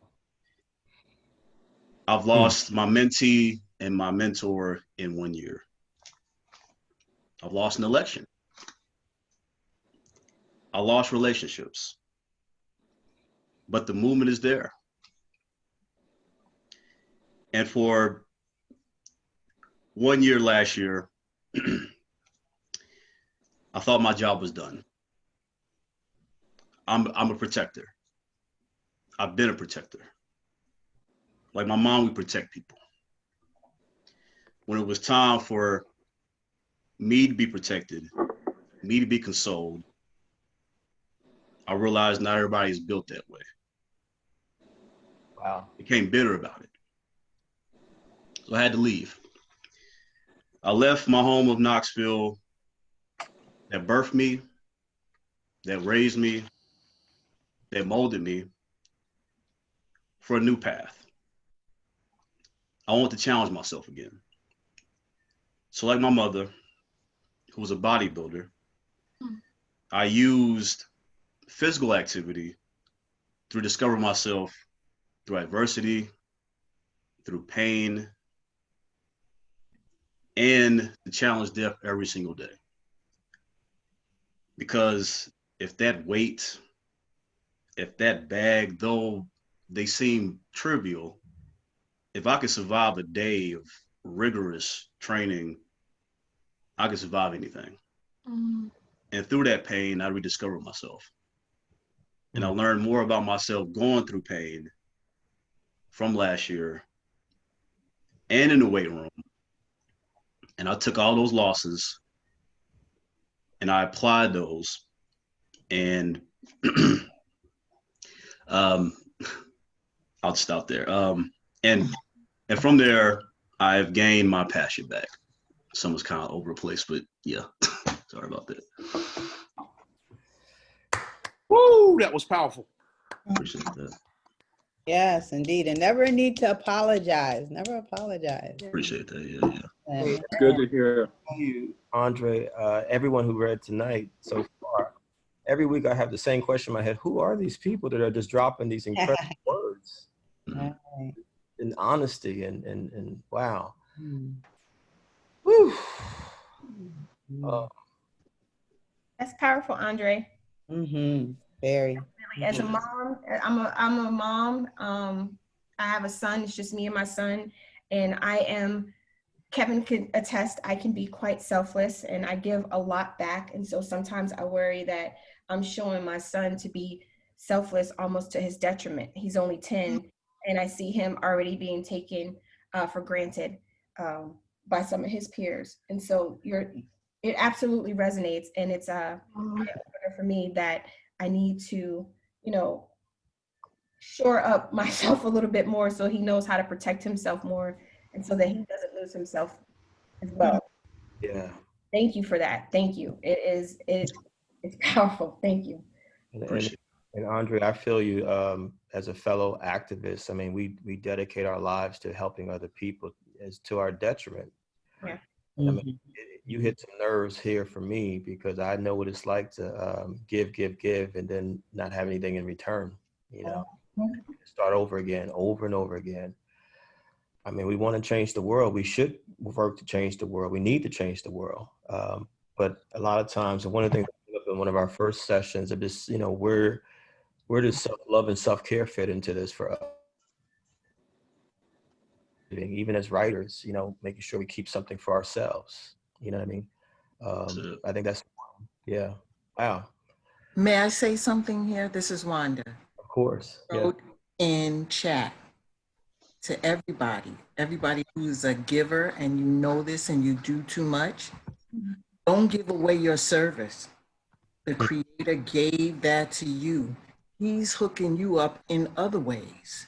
For sure, we lose ourselves. We really do. And it is in our head, this is too much. But he tasks us, his second in command. You're watching out for his people. Okay? Yep. So that's a gift. Yep. And you just give too much and you think someone's coming back for you, and no. That's because that's your service, your gift, and he gave that to you. Wow.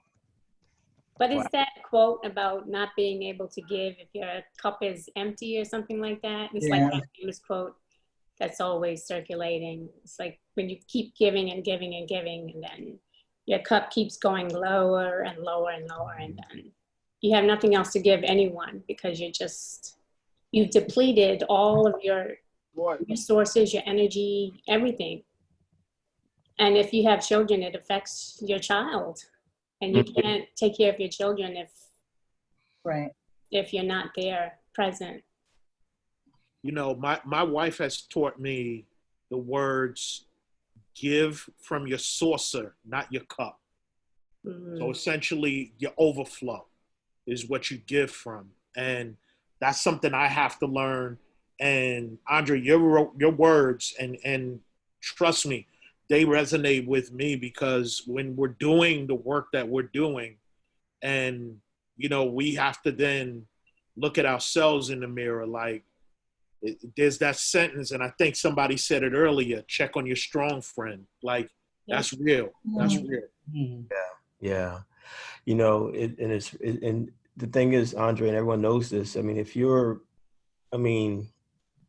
essentially being a writer, being an artist is being a healer. And so by nature, you're giving, you're serving people. Same thing with us who are activists. But for some reason, as you were reading that, Andre, I also thought about two movies that I probably made a mistake of watching in the same week, and I shouldn't have.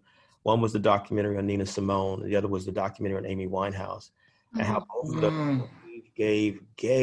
And we know how the story ended with both of them. Yeah.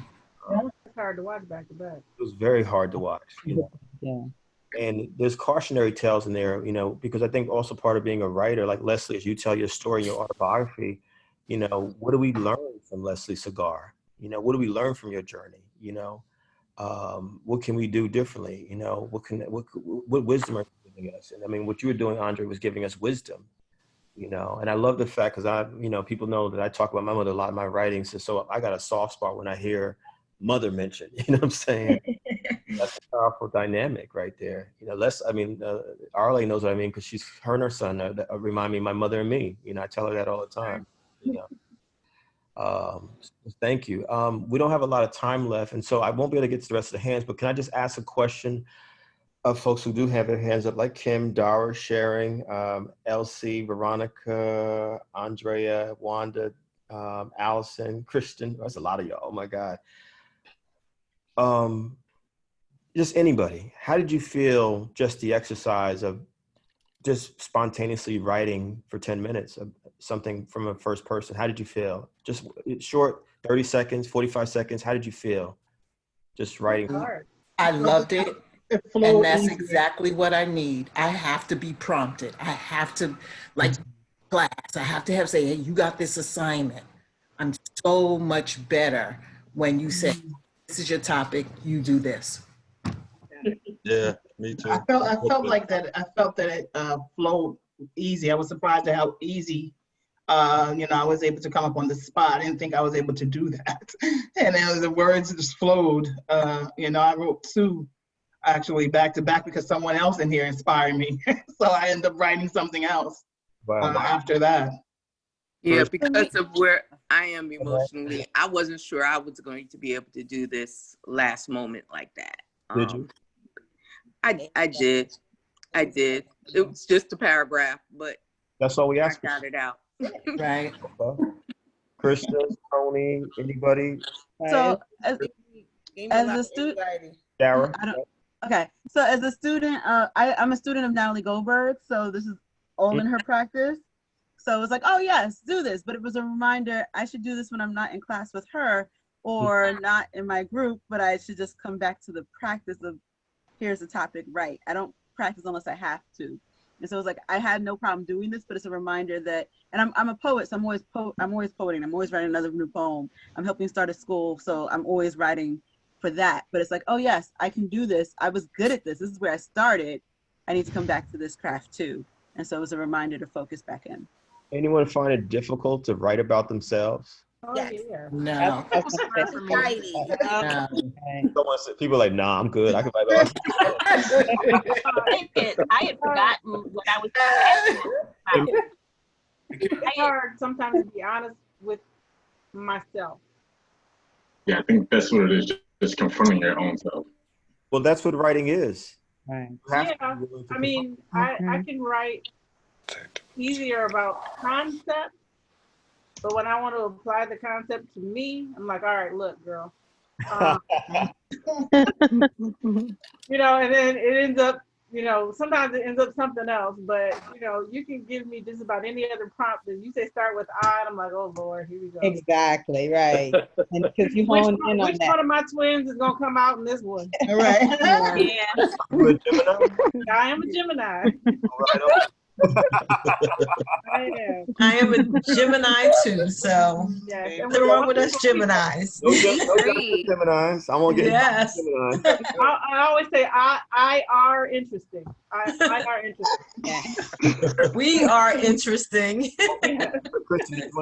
Me, I struggle because I always I'm struggling with the idea of what I'm passionate about and what I do with passion.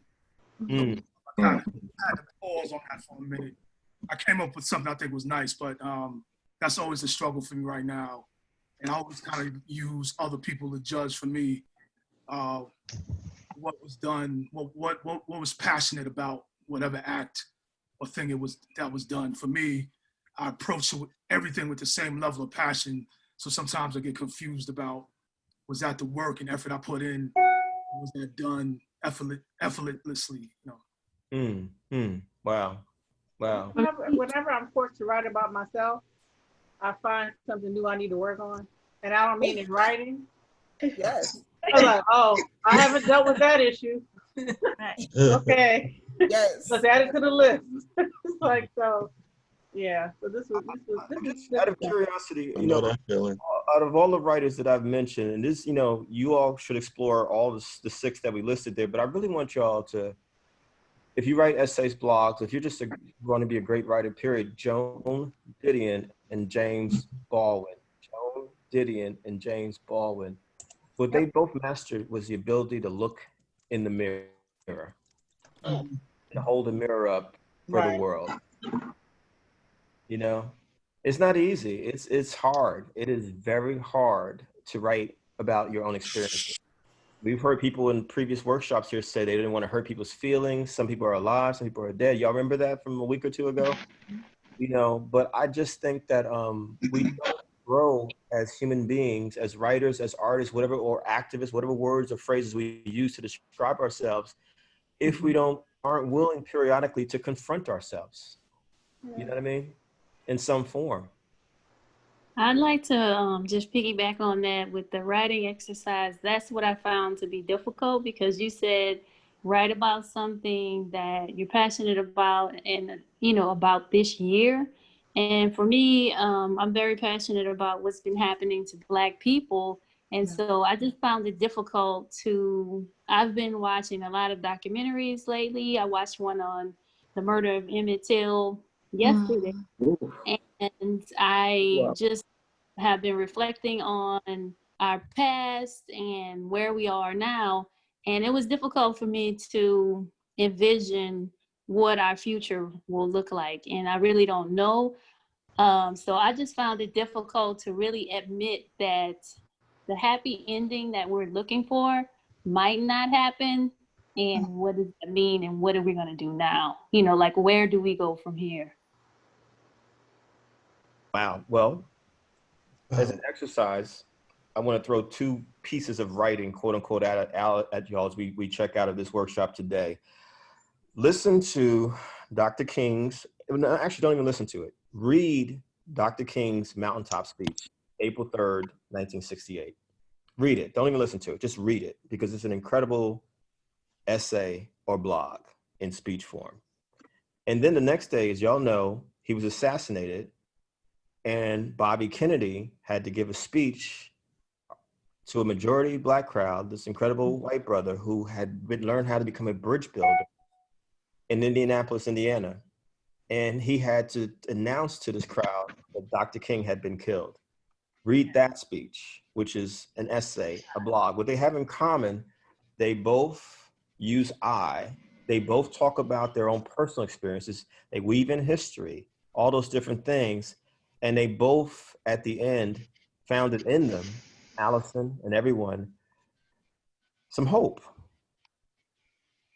Now, I know it's dark. It's bleak out here. I mean, I'm going to a funeral, as I said to y'all, tomorrow morning, 9:30 a.m. But I think if we're going to be artists, creative people, writers, part of our job, leaders, influencers, is that we've got to not only say what's wrong with the world, but what we hope it could be, even if we don't see it in our lifetimes. You know, my grandmother, Allyson, everyone out there, could not read or write, but her grandson, me, has 14 books. Because she understood, you know what, I may not get there, but whoever comes behind me gets to be on my shoulders, and they got to see some things and do some things that I couldn't imagine. Does that make sense? What was the other speech you mentioned after Dr. King's speech? Bobby Kennedy. Bobby Kennedy. Okay. Where'd he go? He just exited. I think we lost him. We lost It was Bobby Kennedy. Bobby Kennedy. That was Bobby Kennedy. I'm sure he'll be back. He said the very next day. Yeah, it was Bobby Kennedy's speech after Dr. King's assassination. Okay. What was King's speech? What was the title of that speech? A Mountaintop. A Mountaintop. Thank you. Y'all, and when y'all hear Bobby Kennedy's speech, like, don't just listen to how he announced King's death, because they whispered it in his ear as he was giving his speech, and he had to stop and then announce it to the people, like, as he heard it. But if you listen to, like, the whole speech, what he was saying will blow your mind. Like, the way he was talking, he almost sounded like, you just have to hear it. Yeah. You will understand why he was assassinated after you hear that speech, because he was all over the country spewing the same verbiage, spewing the same message. And it was off the chain. Like, you'll see him in a completely different light. He had changed immensely.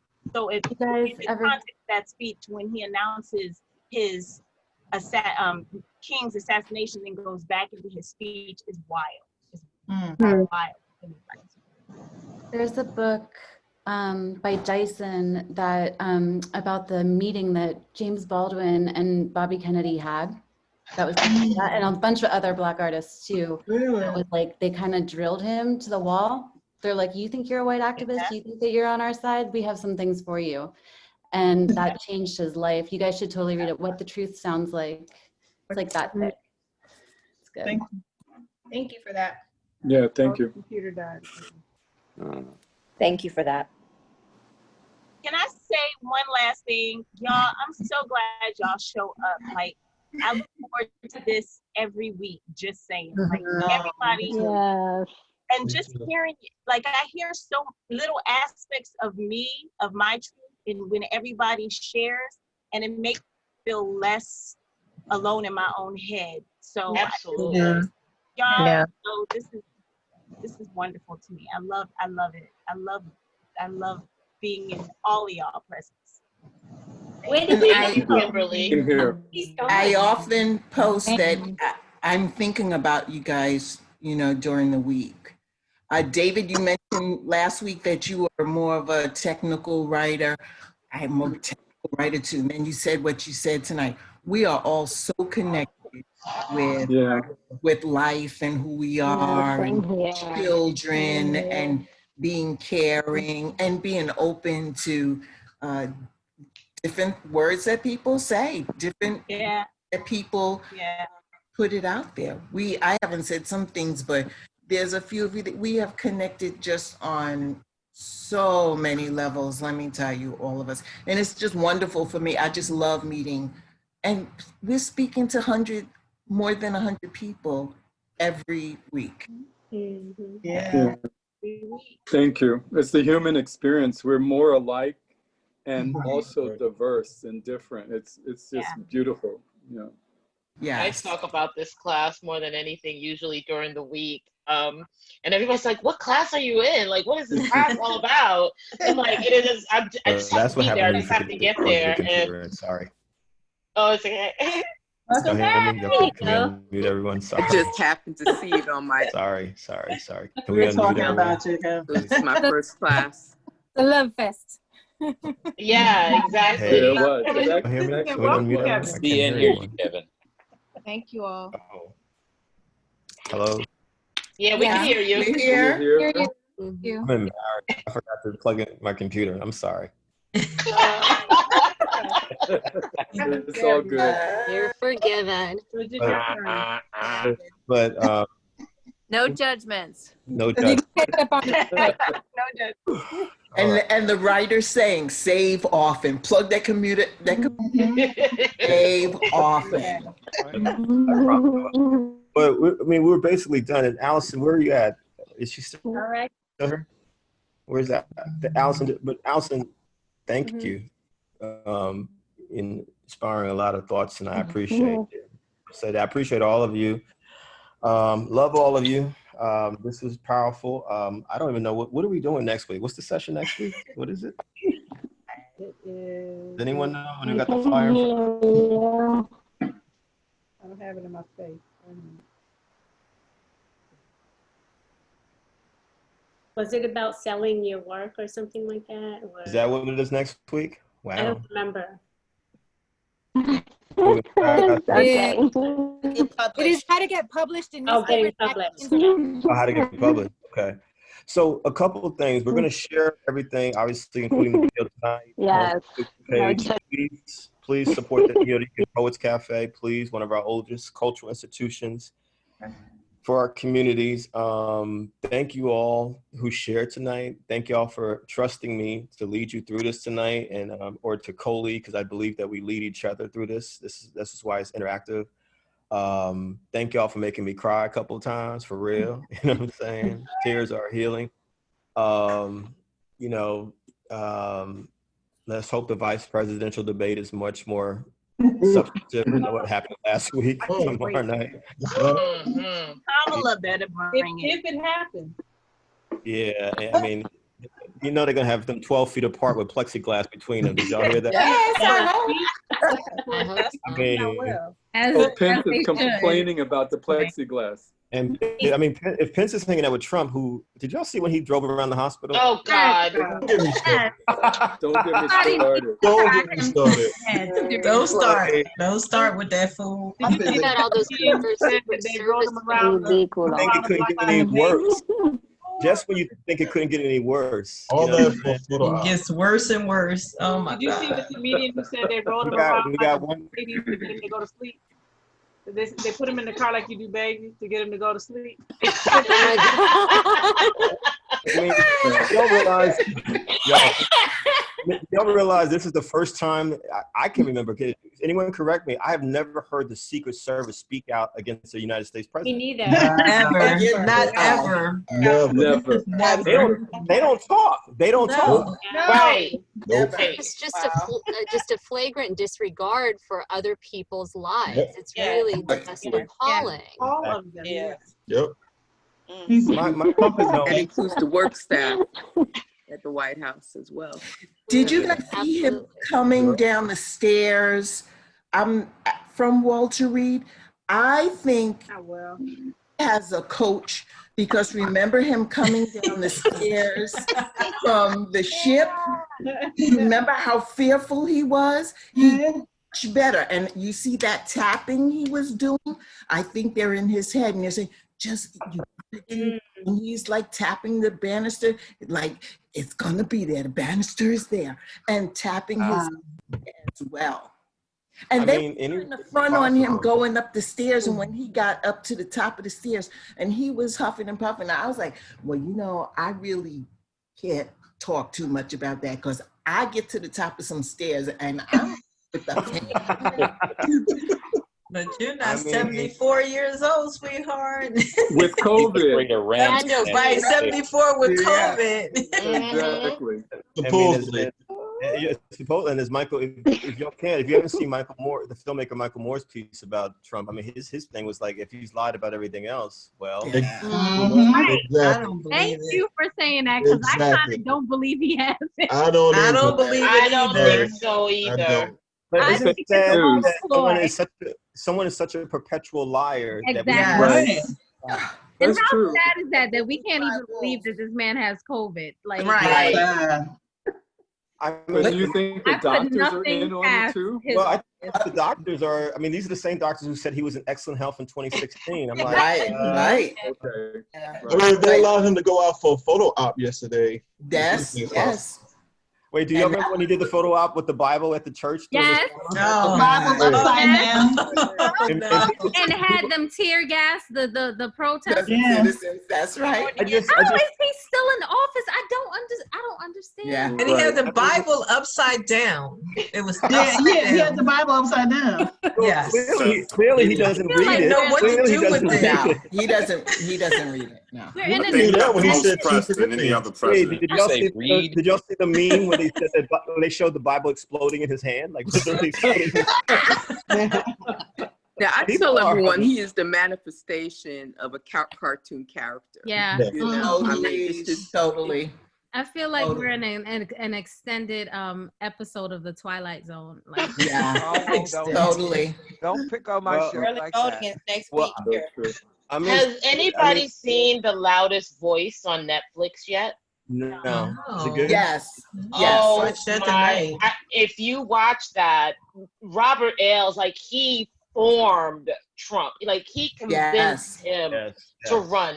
He wrote speeches for him. He wrote, I mean, that documentary is like, I just talk about speechless. Like I could not believe like he literally delivered speeches that then presidents read. Like he felt like it was his responsibility to do that. That I was blown away. Like, and I just watched like The Loudest Voice. The Loudest Voice. I just watched the first season, and I'm like, I can't believe that actually happened. It was him. It was him that has him sitting in the White House right now because of Robert Ailes. Because of him. It's real tough. I had to back away for a few days, and then I went back to it because it's real enlightening that. Oh my gosh! Really be going on. It's very deep.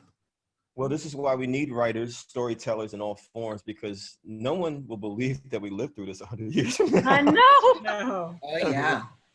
And now he said he's not going to approve the stimulus until he wins. Yeah, did you see that? Well, I mean, so sad. I mean, unless Kamala and Joe Biden win convincingly, and if it's close like it was in 2000, remember 2000 with Bush and Gore. Just remember what happened then. Think about that. And the serious voter suppression that happened. I mean, there's a reason why they're trying to push this judge to replace Ruth Bader Ginsburg before the election. They know what they're doing, you know. We'll be all the way into March before we know. Early. Yeah. So Can you imagine what his sole contract was? His sole agreement? Because I strongly you mean SOUL. You mean on a much deeper level that he made some agreements before he got here, as we all know. That's what I believe. For him, what was his agreement before he got here to even be this person? Because the lesson in all this is much deeper. Yeah, on a far greater spiritual. Thank you for saying not that, religious, Monica. but spiritual level. And so, what is the lesson? Yes. And I think that we have spent so much time centering him and centering whiteness that we've forgotten that we need to be centering us and centering what is important to us. Not saying that we shouldn't vote wholeheartedly. Please do that as well. But it's a yes and to all of this. And it's something far greater going on, because for this to be happening also at the time of COVID-19 and COVID-16-19 as Pastor Dr. Moss says from Trinity, we in COVID-16-19 and COVID-19. And so I just repeatedly think, what was his agreement? Because that was a hell of an agreement to be this person, to show up at this time and to be who and what he is. And as the mental health part of me, you know, I always say if I'm ever teaching psychopathology, I will definitely be using videos of him to teach about what is mental dis-ease, mental unwellness. Because there's something big and something happening here with him. The amount of grandiosity. He's not, as the sister said after the first debate, he's not running against Biden. He's running against the system. But the irony is, it's the same system that shits on us. He's running against the same system that shits on us. The system that shits on us, he's also running against that same system, not Biden the person. He's running against, no, I have so much grandiosity that I will not have this debate in a civilized manner. I will not do X, Y, and Z. So I have constantly thought about what's his sole agreement? What did he come here with? What is his true job in coming here? Yes, Mr. Powell. Veronica, I think that you should write a piece called "What is the Sole Agreement?" Yes. I think that would never be shared. Let me just say that. What'd you say, Veronica? I said it has already been created, but it will never be shared. Right. Oh, wow. What was created even scared me. So, no, you're right. Hey, everybody, revisit Rosemary's Baby. Oh no! Seen that in a while. Yeah. Whoa. Folks, I gotta go. This is good. Thank you. Let's move this to Facebook, the Facebook page for until next Tuesday. Can we just, close it out with some meditation again? Thank you. Thank you. Love y'all. Love y'all. Appreciate And just wanted to thank you for doing this and connecting with us. No, this is beautiful. I love it. I love everything I'm hearing. Yeah. Soul agreement. Wow. We're gonna close it with that. Let's just breathe in through our noses, eyes closed, positive energy.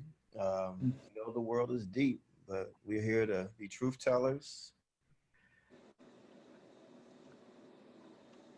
Do what we can to change things. In through the nose, out through the mouth. We are loving this beautiful space where we share civilly, respectfully with each other, helping each other to feel empowered, freer. And my hope is that all of us will keep writing no matter what. I am a writer. I am a writer. We need your voices, folks. We need your voices.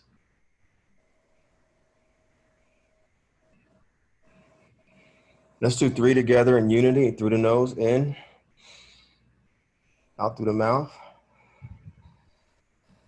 In through the nose. Out through the mouth. Then one big slow one together, in. Then a big ah.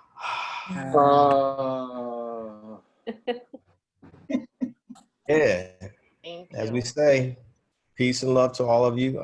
Yes. You know, see y'all on Facebook. Keep writing. I am a writer. I am a writer.